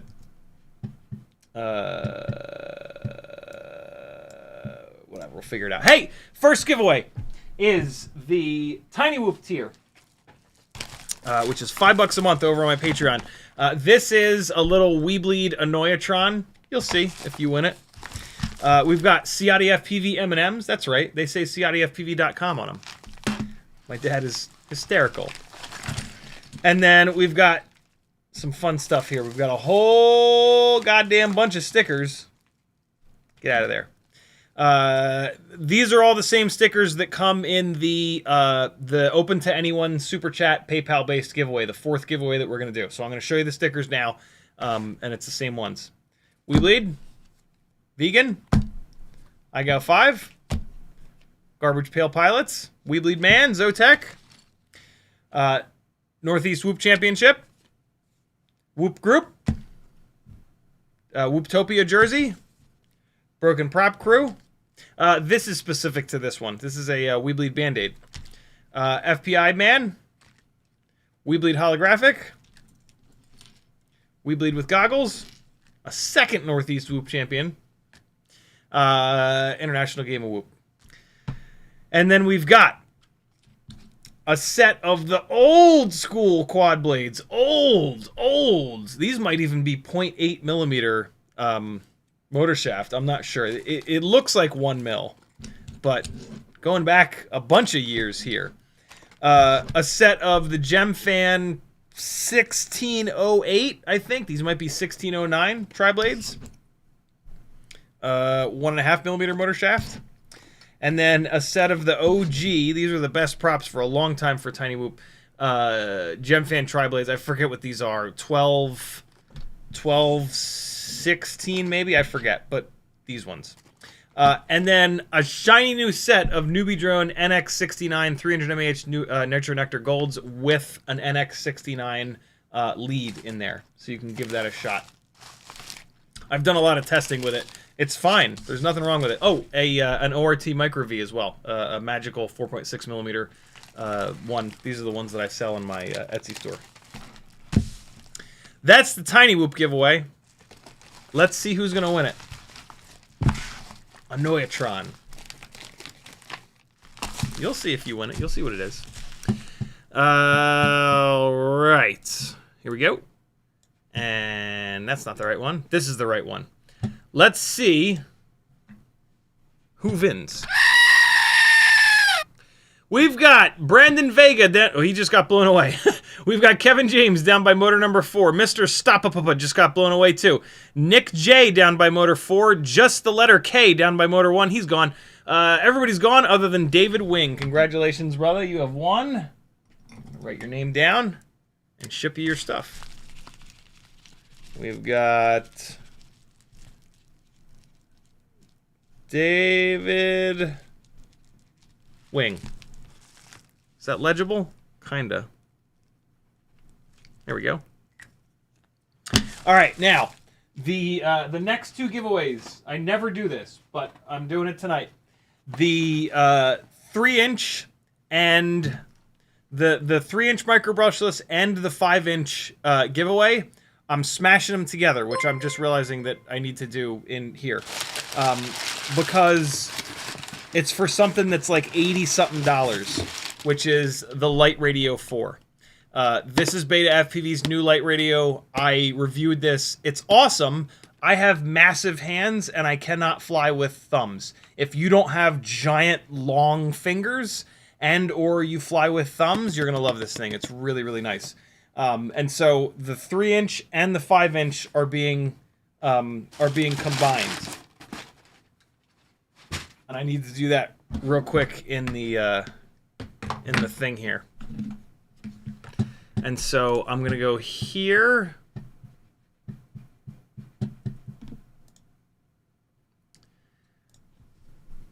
All right, so what I'm going to do is I'm gonna spin this both times, and then I'm gonna do this is gonna give me 2 winners, and then I'm gonna do it one more time with just those 2 winners, because I already clicked the button, and so I'm stuck here, and I guess that'll add more drama.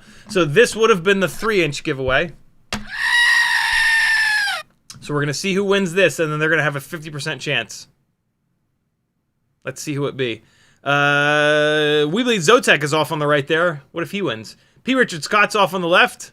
Mark Kunoff just got blown away. Rodney. All right, cool. So Rodney's got a 50% chance of winning. Here is now the 5-inch tier. We're going to see who wins this, and they're going to have a 50% chance of winning. Chris Wells Clark just got blown away. Propellant FPV is hanging in tough on the left there. Kevin Sumner a little bit above him. P. Richard Scott just got blown away. Preston Roach got blown away as well. Frank Nicholas is hanging in. He's gone. Kevin Sumner. It's Kevin versus Rodney. So we are going to reset, and we're going to do Kevin, and then we're going to do Rodnock. Submit, and this is going to be the most boring one that you've ever seen, because it's going to sit here for the entire time and blow no one away, and then at the last second, it's going to blow away either Kevin or Rodney. Kevin or Rodney. Kevin or Rodney. Kevin, Rodney. Kevin, Rodney. Kevin, Rodney. Kevin, Rodney. Hurry up, you bastard. Kevin, Rodney. Kevin, Rodney. Kevin. It's Kevin. Kevin Sumner, congratulations. You've won a Lite Radio 4. I'm going to write your name down on here. Kevin just said, I yield my winnings. Rodney, you have won. Congratulations, Rodney. Kevin doesn't want a damn Lite Radio 4. He already has a transmitter that he loves. So, Rodney, you have won. Thank you, Kevin. That's super, super cool of you. Where can I write Rodney on here? Mixed merchandise. I gotta get that off of there. Rodney. Awesome. Very cool, Kevin. All right. Last but not least, we've got the Super Chat giveaway. You can buy your way into this giveaway. It's $5 per ticket. You can buy as many tickets as you want. You can use a Super Chat, or you can go to CiottiFPV.com and use the PayPal link. PayPal doesn't take a percentage. Super Chat's 30%. Go. It's fine. YouTube just works so well that they deserve the 30%. The chat definitely doesn't just do random stupid shit all the time and memory leak all over your computer's face. This giveaway is all those same stickers that I showed you a minute ago. And then we've got a We Bleed Stick Time koozie. We've got the M&Ms. We've got two really cool broken, a Broken Prop Crew goggle strap and lanyard that kind of match. They don't perfectly match, but they're super close. They look really cool together. And the main attraction of all of these Super Chat giveaways, the gangliest of gangly fans. You can use this as a solder fume extractor or to keep your HD stuff from melting into the goddamn desk. It's on a barrel plug, so you can use your goggle batteries for it, 2S or 3S. Got a really nice little on and off switch and the ultimately cool gangly fan logo on it. This is the new color setup. The sparkly red in front and then really cool sparkly purple on the bottom.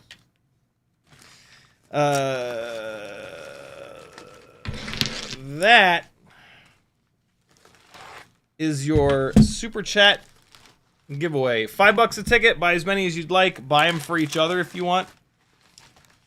I don't have to tell you guys to do that. You do that all the time, and it's super fun. All right, so let me get my email fixed up here real quick. I'm all over the place. Oh, shit. My dad sent a preemptive PayPal. My dad sent $25, and he says, 1 ticket for each of the first 5 ganglies that can spell your first name correctly, starting right now. So there you guys go. First 5 people. Thank you, Dad. If you're watching, I have a feeling he sent that at 10:25 because he was going to bed. I'm not gonna say who's getting it because then you'll know what the proper spelling is. But what I can tell you is most of you are wrong, which is not surprising. I guess I don't really spell my name often. 1 person is right. 2 people are right. 3 people are right. 4 people are right. Okay, you can stop now because there's enough people that are right. 5, 6, 7, 8, 9 people were right so far. It's a very different spelling. Let me get the super chats going. Danzilla Terrible with a $15 Canadian Californian super chat. He says 1 for Jimmy the Cow and 1 for Bob Noxious. You got it, my friend. Let me get this rolling. Jimmy the Cow, you get 1. Wait, I gotta come over here. Get this out. And then we got Jimmy the Cow. And then Bob Noxious, he gets 1 as well, courtesy of Danzilla. Make some spaces here. All right. There we go. Bob Noxious and Jimmy the Cow got them. Jimmy the Cow with a $20 super chat. He wants him a gangly fan. He might get it tonight. He's got 5 tickets so far. 1, 2, 3, 4, and 5. Thank you, Jimmy. Thank you, Danzilla. And then, all right, so here we go. The first person to answer, actually, Green Thumb got it right. It is A-H-R-E-N. It's a German spelling.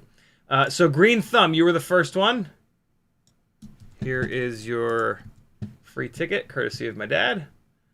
And then, who's the next one that got it? Danzilla was the next one to get it. That's 2. And then Bob Noxious got it. Come on. There it goes. Okay. Jamie Flies FPV got it. That's 3, I think. And then Random Pac-Man got it. How the hell did you guys know that? And then Jeremy Flies FPV got it. Uke got it right after that. You probably missed it by like a fraction of a second, Uke. There we go. Cool. We're good to go. Nyafu says I should check my shipping info for the name.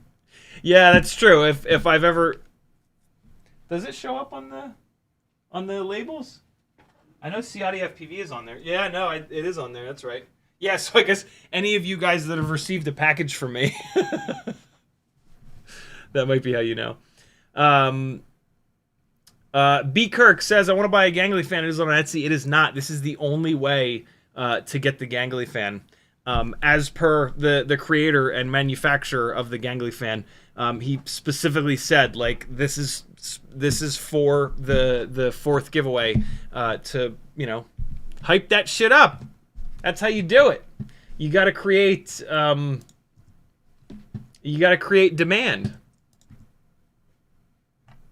All right, cool. I'm going to give our guys like 30 seconds, and then we're going to spin the wheel and see who wins. B. Kirk says Anthem, and then stupid autocorrect. Holy hell, Kevin Sumner with a $50 super chat. He goes, since Danzilla super chatted first, 5 more for Bob Noxious and 5 more for Jimmy the Cow. Nice. Very cool. Thank you so much, Kevin. Very, very generous. We've got 1, 2, 3, 4, 5. Oh, 5. And then Danzilla. I'm sorry, Jimmy the Cow, rather. You get 5 as well. Jimmy the Cow's got a bunch up in here. If he doesn't win, it's fixed. 2, 3, 4, 5. Awesome. Jamie Flies FPV with a $10 super chat. He says, she says, add me too, please. You got it. If I can just get YouTube to stop opening up this stupid window like it always does. Jamie, you've got 1 and 2. Thank you so much for the support. B. Kirk with a $9.99 super chat. He gets 2 as well. Thank you, dude. And we got 1 and 2. Random Pac-Man says, are you doing any more battery giveaways soon? Yes. Wednesday. Wednesday, I'll do another battery giveaway, especially if you guys remind me. I've got 2 more little battery giveaways to do with a 580 and then two 680s. Yeah, Wednesday. Itchy Sack says he has baby Don King hair. The placement with a £5 super chat. He says, morning from UK 1, please. I should have explained that I don't ship outside of the US because I have in the past, and I get like a 50%. It just gets lost into the ether rate. So what I do though is if you win any of these giveaways and you're outside of the US, I offer you to either send it and it'll probably not get there, or we'll do a hour-long Fiverr session. Build planning, flight instruction, PID tuning, or just an hour of questions. Placemat, because I forgot to explain that, I will absolutely PayPal you $5 if you don't want that. So just let me know if that's cool, or if you want me to PayPal you $5. Because yeah, I should have explained that, but I didn't, because it's hard to forget all the things all the time. I mean, £5. I usually charge $60 for an hour-long session. So you know, if you win, that's a pretty good deal for £5. I would have killed for someone when I was early days of FPV that actually knew things to be able to bounce questions off of them. But yeah, let me know. I'm more than willing to send you $5 back. I'm gonna put you on here, and I'm gonna do this so that we can move on, because I do want to do at least a little bit of work on this. If you don't want it, I'll send you the $5 back. It's all good. Here we go. And where'd the goat go? Somebody's gonna win. Bob Noxious is in between, right below motor 4. That ticket, it's happening really fast. Green Thumb FPV, you have won. Damn, I think Green Thumb only had like maybe 1 or 2 tickets in there. The Goliath hath been Davided. Congrats, Green Thumb. If you are sorry. If you are on my Patreon as Green Thumb FPV, you're good because your address is there. If you're not on my Patreon as Green Thumb FPV, shoot me a message somewhere. I need your name, your address, and your phone number for the shipping. Not your phone number, your email address for the tracking number. So, yeah. Oh, Green Thumb is outside the US. Okay, so...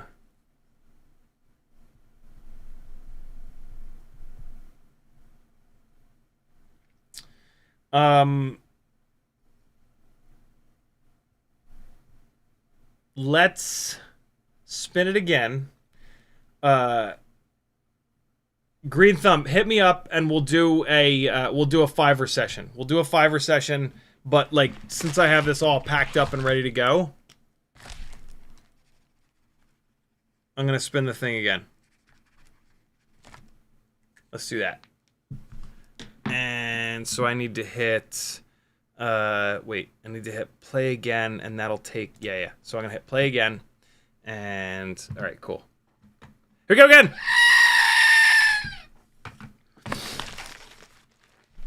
Jimmy the Cow is in between motors 3 and 4. Jamie Flies FPV to the left of motor 4. Bob Noxious on the top right by motor 2. Everyone that I look at flies away all at once. Bob Noxious has won. Congrats, dude. I've got your address for sure. Thanks to everybody for playing, supporting me. It means a lot. It's the only way that I can continue to do this, and that is super cool that you are all willing to support somebody doing something like totally insane and really different. I hope you all get a lot of value out of these live streams. I try my best, man. I try my best to test as much stuff as I can and interact with you guys and all that good stuff.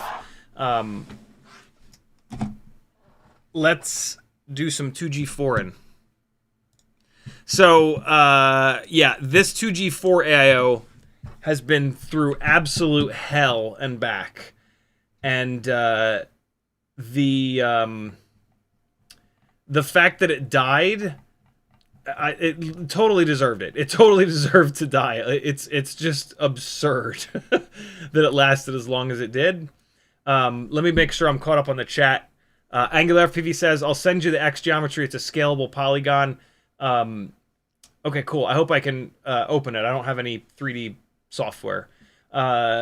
Angular says, I'll hit you up on Instagram message tomorrow, but here's a few bits. You Can FPV says, you won't get ding-donged by the fling-flong if the stream isn't monetized. YouTube will just bitch at you. It will... the problem with using other people's material as a live streamer is that if that other person does a manual... copyright thing, which happened to me a while ago, you can't live stream anymore until the issue gets sorted, and YouTube is very slow in sorting those issues out. And so, for example, it happened when I played this really cool video of a mechanical PID controller that someone had created to try to like visually explain how a PID loop works. Well, that person initiated a manual copyright. So when you use someone else's material, they get a notification saying, hey, somebody else used your material. You can choose to click a button that initiates a copyright thing, and what YouTube then does is it prevents you from live streaming. You can still do other stuff, but you can't live stream at all. So for me, as a live streamer, I can't take any chances on it. Even though, like, it's you guys, like, you know, if you accidentally do that, or if I say something that pisses you off, you can just go in and do that, and it's awful. So, yeah. Not good. So, yeah, I just can't ever take any chances on that kind of stuff, which is, you know, not the end of the world. So this is the bad 2G4. I'm going to click my soldering iron on here. This frame and props is all good to go. So all we're really going to do here is remove the battery lead, and then we're going to resolder it to a fresh 2G4. This is the Omni Fixo. It is a little bit expensive. There is a clone of this. Joshua Bardwell just did a video on it. The clone is like awesome. It seems to work really well. It's on, I want to say AliExpress, right? This makes tiny little work, especially with whoops, so much easier. This thing is well worth what it costs. These little guys, like, when you move them, they stay. They don't do that thing that the bigger helping hands do where you push them into place and then they recoil backwards. This guy is small enough where you can move it. It doesn't have like a big weight in it, and so you can move the work around until it's in a position that's actually comfortable for you to work in. 3.5x magnified headset is another absolute cheat code to doing good quality soldering. Being able to see what the hell you're doing makes a massive difference. Flux paste is another cheat code for soldering, super important. Stays exactly where you want it, and you can put more of it on there. The liquid flux little marker pen thing is okay, but you'll never be able to get like a blob of that liquid. You put the tip of that pen down here and the liquid runs all over the place. You get a little bit of a coating of flux, but with the paste syringe, you can put like a nice little blob of flux. And flux is one of the biggest things to getting clean solder joints. So this board is screwed, so I don't really have to pay much attention to solder balls. So I will just very crudely and quickly get this thing going here. The ground pad, as always, is taking extra time because there is an entire layer in these PCBs where the ground is connected. So whenever you put a soldering iron onto a ground pad, it's going to spread that heat out. So you have to either run your iron at a higher temperature or just be patient. I run my soldering iron at 700 degrees Fahrenheit, which is pretty hot, but I've been soldering for long enough where I'm quick and I can get onto and off of the joint and get the work done pretty quickly. I'm also going to remove this 2.4 gig antenna here for inevitably when the ceramic tower antenna on this one breaks off. This is tuned to the right length. So let me real quick just get this guy here. And there we go.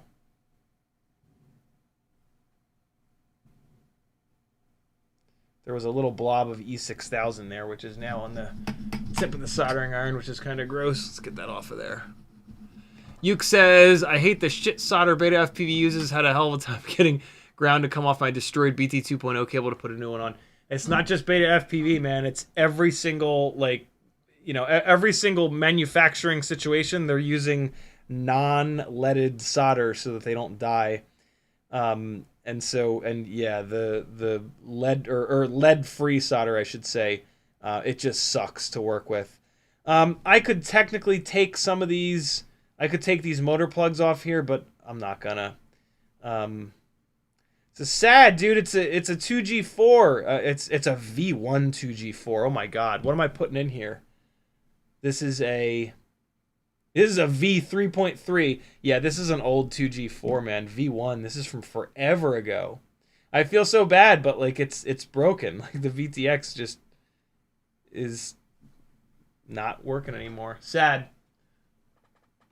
Throw it over there and put it into my giant bag of blown up electronics. It's in the garage. All right, so here we go with a fresh 2G4. Our battery pads are over on this side. It looks like that I've installed this in something. The ground and voltage pads have some solder on them. So they are through holes, and so you have a decision to make when it comes to through holes. You can either use solder wick, which is the least harsh way, in my father's opinion, to remove solder. So you could use this to pull the solder out of those holes, to open the holes up, and then you put these through the holes and solder it down. Or you can just put the tip of the soldering iron on the top of the hole and then try to fish this through the bottom. I try to do it a different way each time to give you guys both options.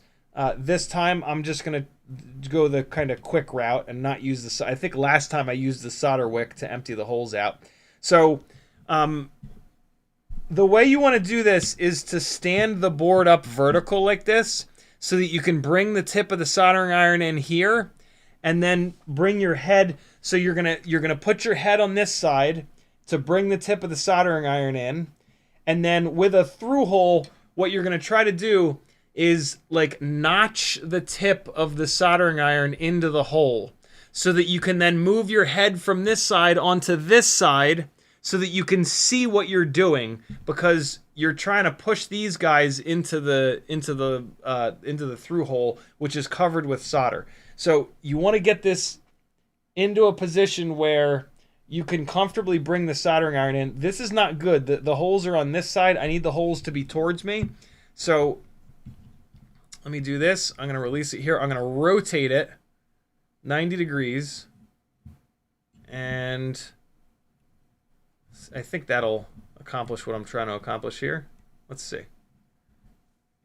Perfect. Yeah. So now the holes are here. So if my finger is the tip of the soldering iron, I'm going to bring it in here to the hole, try to lock it into the hole, right? I use the soldering iron tip that's like a chisel blade. So I'm going to turn it sideways so that I'm using the sharp end of the chisel blade. And I'm going to try to notch that into the hole. That way it doesn't move anywhere. And then that'll give me a chance to move my head to the other side so I can see what the hell I'm doing. And so before I do any of that, I'm just going to move my head around to make sure that I can easily kind of do that. And I think we're fine. So I'll be here, soldering iron in, start dumping heat, move my head across, and then poke the wires through. So we'll get this here, take one last look at which is which. So the ground is the pad closest to the corner, and then the voltage is above that. All right? And so now we're going to put a little bit of flux on here to make sure that everything stays clean and doesn't oxidize right away when I start putting heat into this. Cool. So now we got some flux paste there. So now we want to get ready for this so that we can do as much of it and at once and put as little heat into this as possible. So I'm going to get my hand ready here. Clean the tip of the soldering iron when I'm removing it from the stand, never when you're putting it back into the stand. You want to leave the tip of the soldering iron dirty when you put it into the stand, because that'll help it from oxidizing. And so the tip of the soldering iron is clean. My head is on my right, so I can see what I'm doing here. I'm going to try to notch this in, and I'm just going to get these wires close. And I'm going to do the ground first. So here we go. Hit it there. It's now notched in. I can move my head across. And so now the heat has not penetrated through yet. We're going to be patient because it's the ground pad. That's normal. All right. Here we go. It's now flowing. And it's through. And push it. Nope. Didn't go. Give it another second. Make sure it all flows. Okay. It's not going because the wires are not bundled up tight enough. So I'm going to real quick, while there's still heat in the pad, I'm going to put the wire flat and I'm going to push down. I'm going to rotate it a little bit. I'm going to push down again. Rotate it again, push down. I'm trying to bundle these wires up so they're a nice round thin connection. There we go. That's looking good. All right, right back onto it. Ground pad, rotate my head across. And let's try this again. Much better this time. Nope, still not there. Ah, shit. Still not a tight enough little bundle of wires. Let's try again here. On these 2G4s, one of the things that I really like about the new Happy Model AIOs is that they made the through holes for the battery leads significantly bigger. On the older AIOs, this is admittedly a little bit of a struggle here. All right, so we've got some oxidization going on in the tip of the soldering iron. Let's clean it. Let's also put a little bit of flux on this wire here. All right, and we're going to try again. Just putting the wire flat. Bring it in, push down, bring it in, push down. Just twisting it a little bit each time, pulling outwards in case there's any strands of wire that are trying to go like 90 degrees. I can actually see one that's doing that right now. So I'm going to push down a little bit harder and just pull outwards.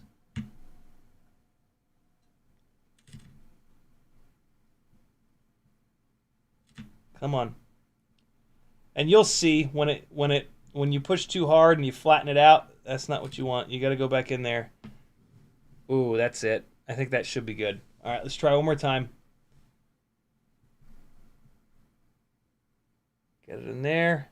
Ground. Good. Come on, baby.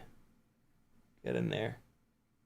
So this is kind of the problem of doing it this way, is that I still don't know if this is going to go through here. Oh, shit. Come on. There we go. Yep, we're good this time, I think. Yep, there it is. Awesome. All right. So that wasn't the greatest because we did dump a good amount of heat into the board, but we should be okay. Should be totally fine. And now we're going to do the other one. And that one was perfect right off the rip. Cool. So, yeah, it's... You can look at it one of two ways. If I'd been able to get that done on the first shot,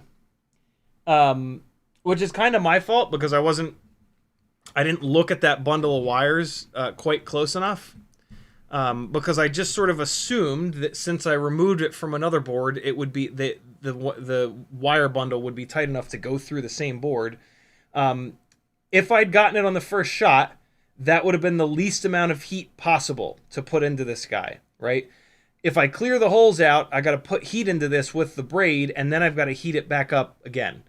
What ended up happening is I put a bunch of heat into it, I failed, and then I had to put a bunch of heat into the wire, and then I had to come back and put a bunch of heat into it again.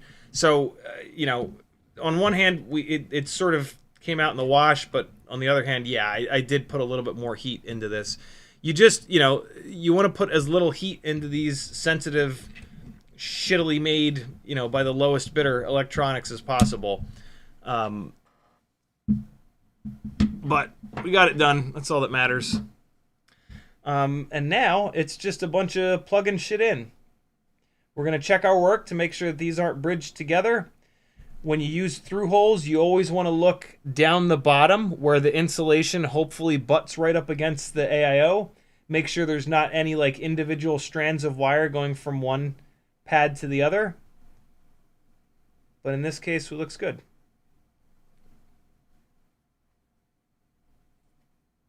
Cool.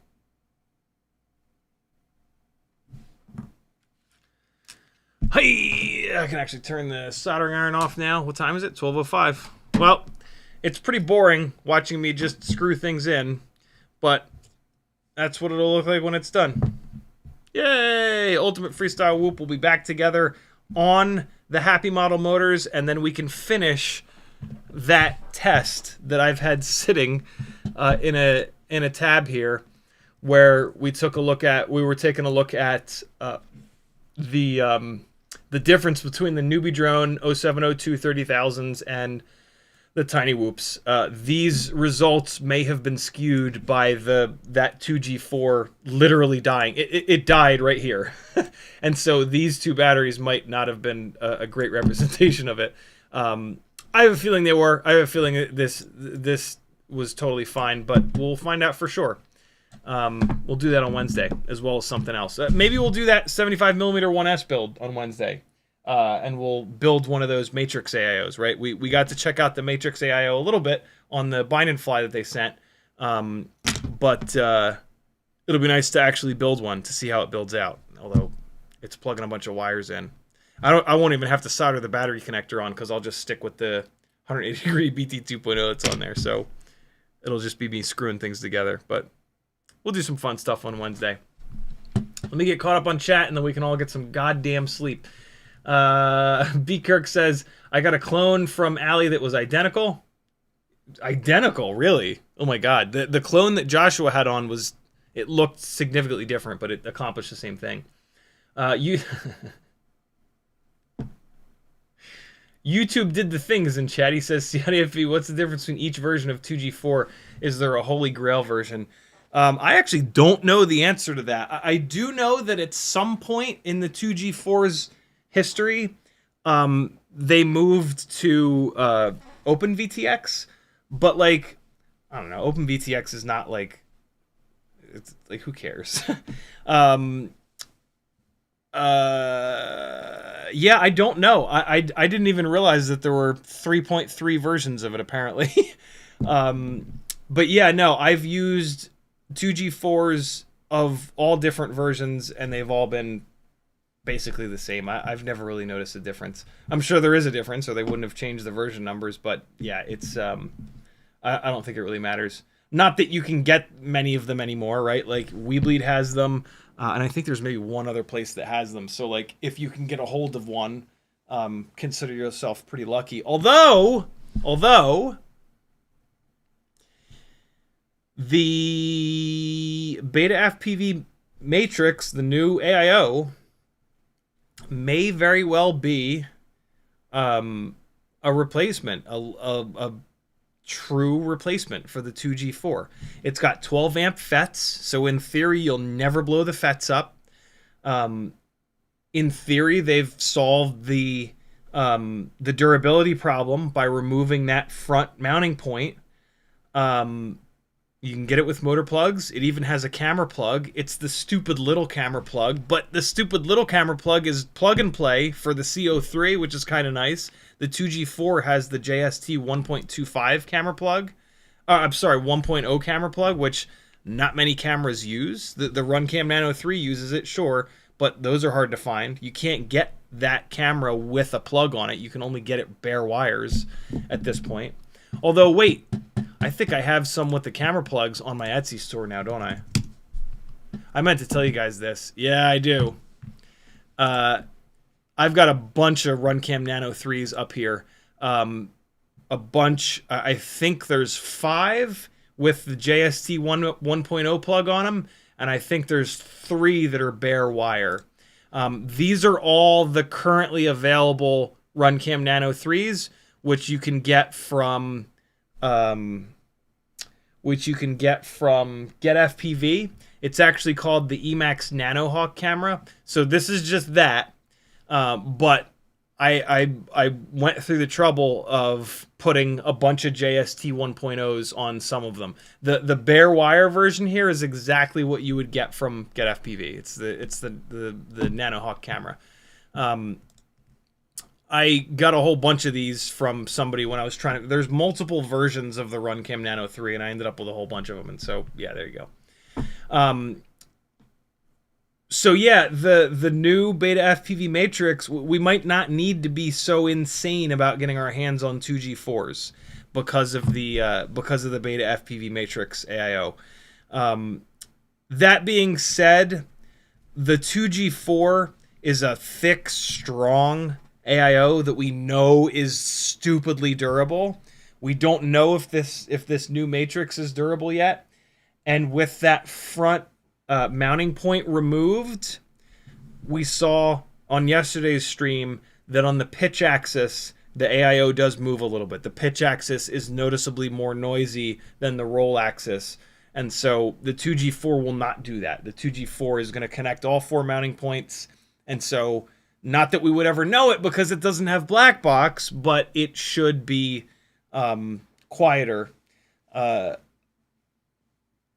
That's tough, man. 2G4 is a known quantity.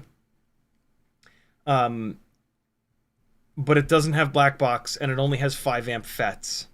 The new matrix is an unknown quantity. I have a feeling it's going to be durable. So I have a feeling that durability is now not like the deal. And it's got 12 amp FETs and black box. Like, that's a big deal. So yeah, I don't know. 2G4 is cool because it's like, it's the ultimate freestyle whoop formula. It's been around for the last like 3 years. So it's, you know, and we just know that it's good and it's clean and it's easy to tune and it just fucking works, man. The matrix, the new beta FPV matrix is like the new fancy shiny thing that like might be better, might not. They might all start blowing up in 6 months. So yeah, that's tough. I will try to always have an ultimate freestyle whoop on a 2G4 because like it's just, you know, it's a 1965 Mustang. It's awesome. It's old school cool. But boy, the new matrix is looking really good, and for it to have 12 amp FETs and black box like that's awesome, man. You could bounce that thing back and forth between a 1.6 inch prop and a 1.2 inch prop build without worrying about, you know, are the motors too much for the 5 amp FETs? Black box is going to make troubleshooting and tuning a lot easier, although with whoops, I don't know, man. Like, these 2G4 builds with a clean set of motors, you set the filters up the way I show you a million times, you crank the PIDs up, and you're done. So, like, black box is not essential on a tiny whoop. It's really nice to have, but it is absolutely not essential. Whoops are easy to tune. The regular filtering scheme works really, really well, and usually you don't need black box. I actually I put Sleepy CBR bought the 2S Walk Snail 1.6 inch prop setup, and I put a battery through it last week to get a black box log for it, which I'd never done. I just tuned it with my normal tuning method, and it was super clean, just like impossibly clean. And like, that's a perfect example. Like, normally whoops don't need black box. Like, normally you just do a fairly normal filter setup. You turn the PIDs up until it tells you that you've gone too far. You back them off a little bit and you're done. That tune is like 98% perfect. That extra 2% doesn't really matter all that much. Like, it's not going to make your flight footage look any better. It's not going to make you a better pilot. They're easy to tune. So yeah, where black box is really nice though is when you put a canopy on with soft mounting and the camera is in the 04 light is vibrating in the canopy at 200 and whatever the hell it was, no, 150 hertz. Black box in that scenario is really important. You can't figure that out, where to drop that notch filter without it. But on like a regular indoor tiny whoop, you probably won't need black box. But really nice to have. If something weird's going on, oh, black box is so nice to have. You Can FPV says, no, it's time. It had a good life. It did indeed. Nyafu says, my TX-15 Max fell from my desk today and slammed directly on the gimbals, which shattered the grips. Ugh. And smashed my arm button. It broke something internally, so I had to remove the screws and manually adjust the button position with a longer screw, which sucks. Ugh, yeah.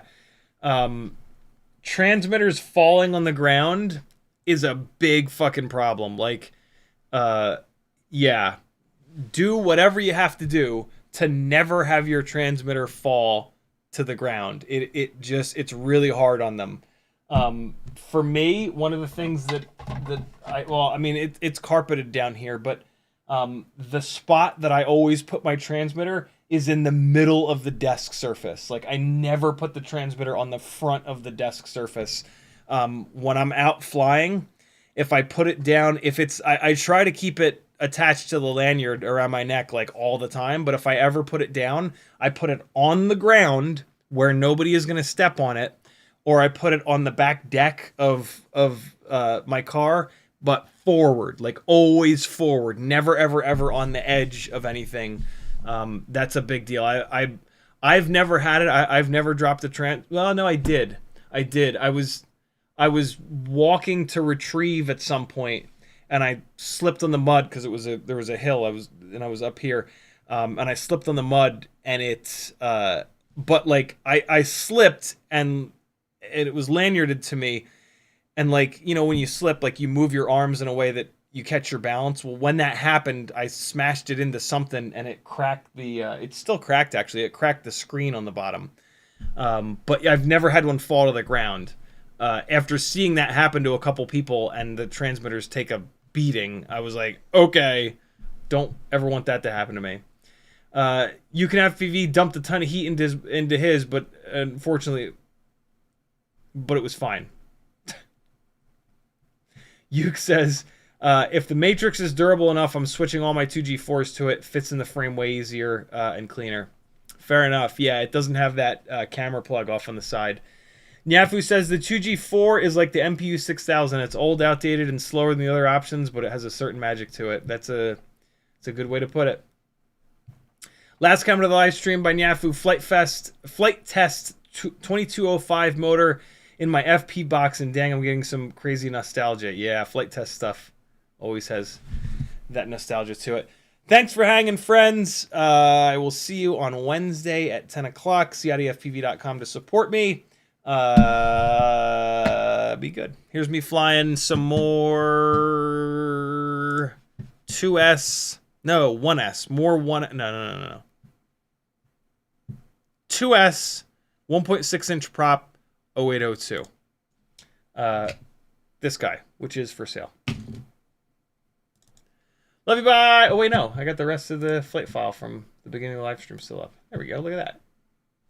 See you Wednesday, friends.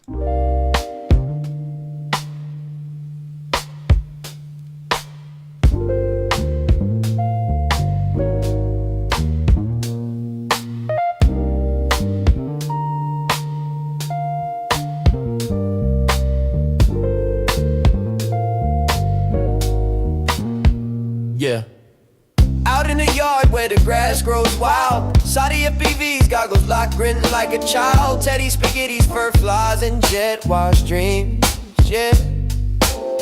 Chasing small whoops like a dog possessed fiend. Eyes on a neon blur, hard in the chase. Big fuzz and prop spin all tangled in place, yeah. Four-legged rebel with a rotor stir tail in the circus of the sky. They never fail. CiottiFPV, Teddy Spaghetti, Danny Big Duo Kings, barking at the breeze, throttling at top speed. They zooming through hoops, flipping in style. That schnauzer's got throttle and a toothy smile.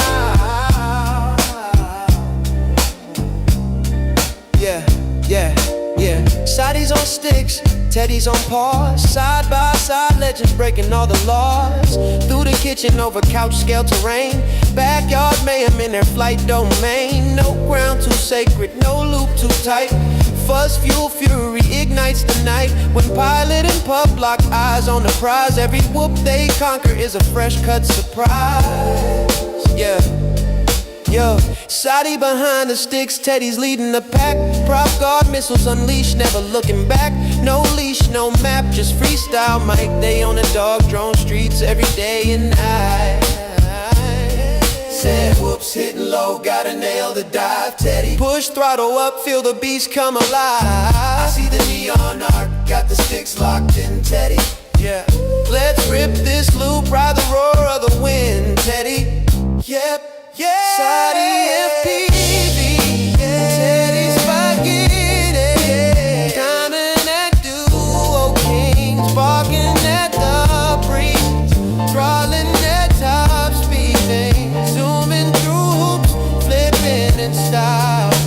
schnauzer's got throttle and a toothy smile. Teddy's Sparky, Teddy and Duo Kings barking at the breeze. Rolling at top speed things, zooming through hoops, flipping in style. That schnauzer's got throttle and a toothy smile. Yeah, when you hear that bar cut the rotor hum, you know Ciotti and Teddy's mission's just begun. FPV's fur-faced legends, legends singing loud.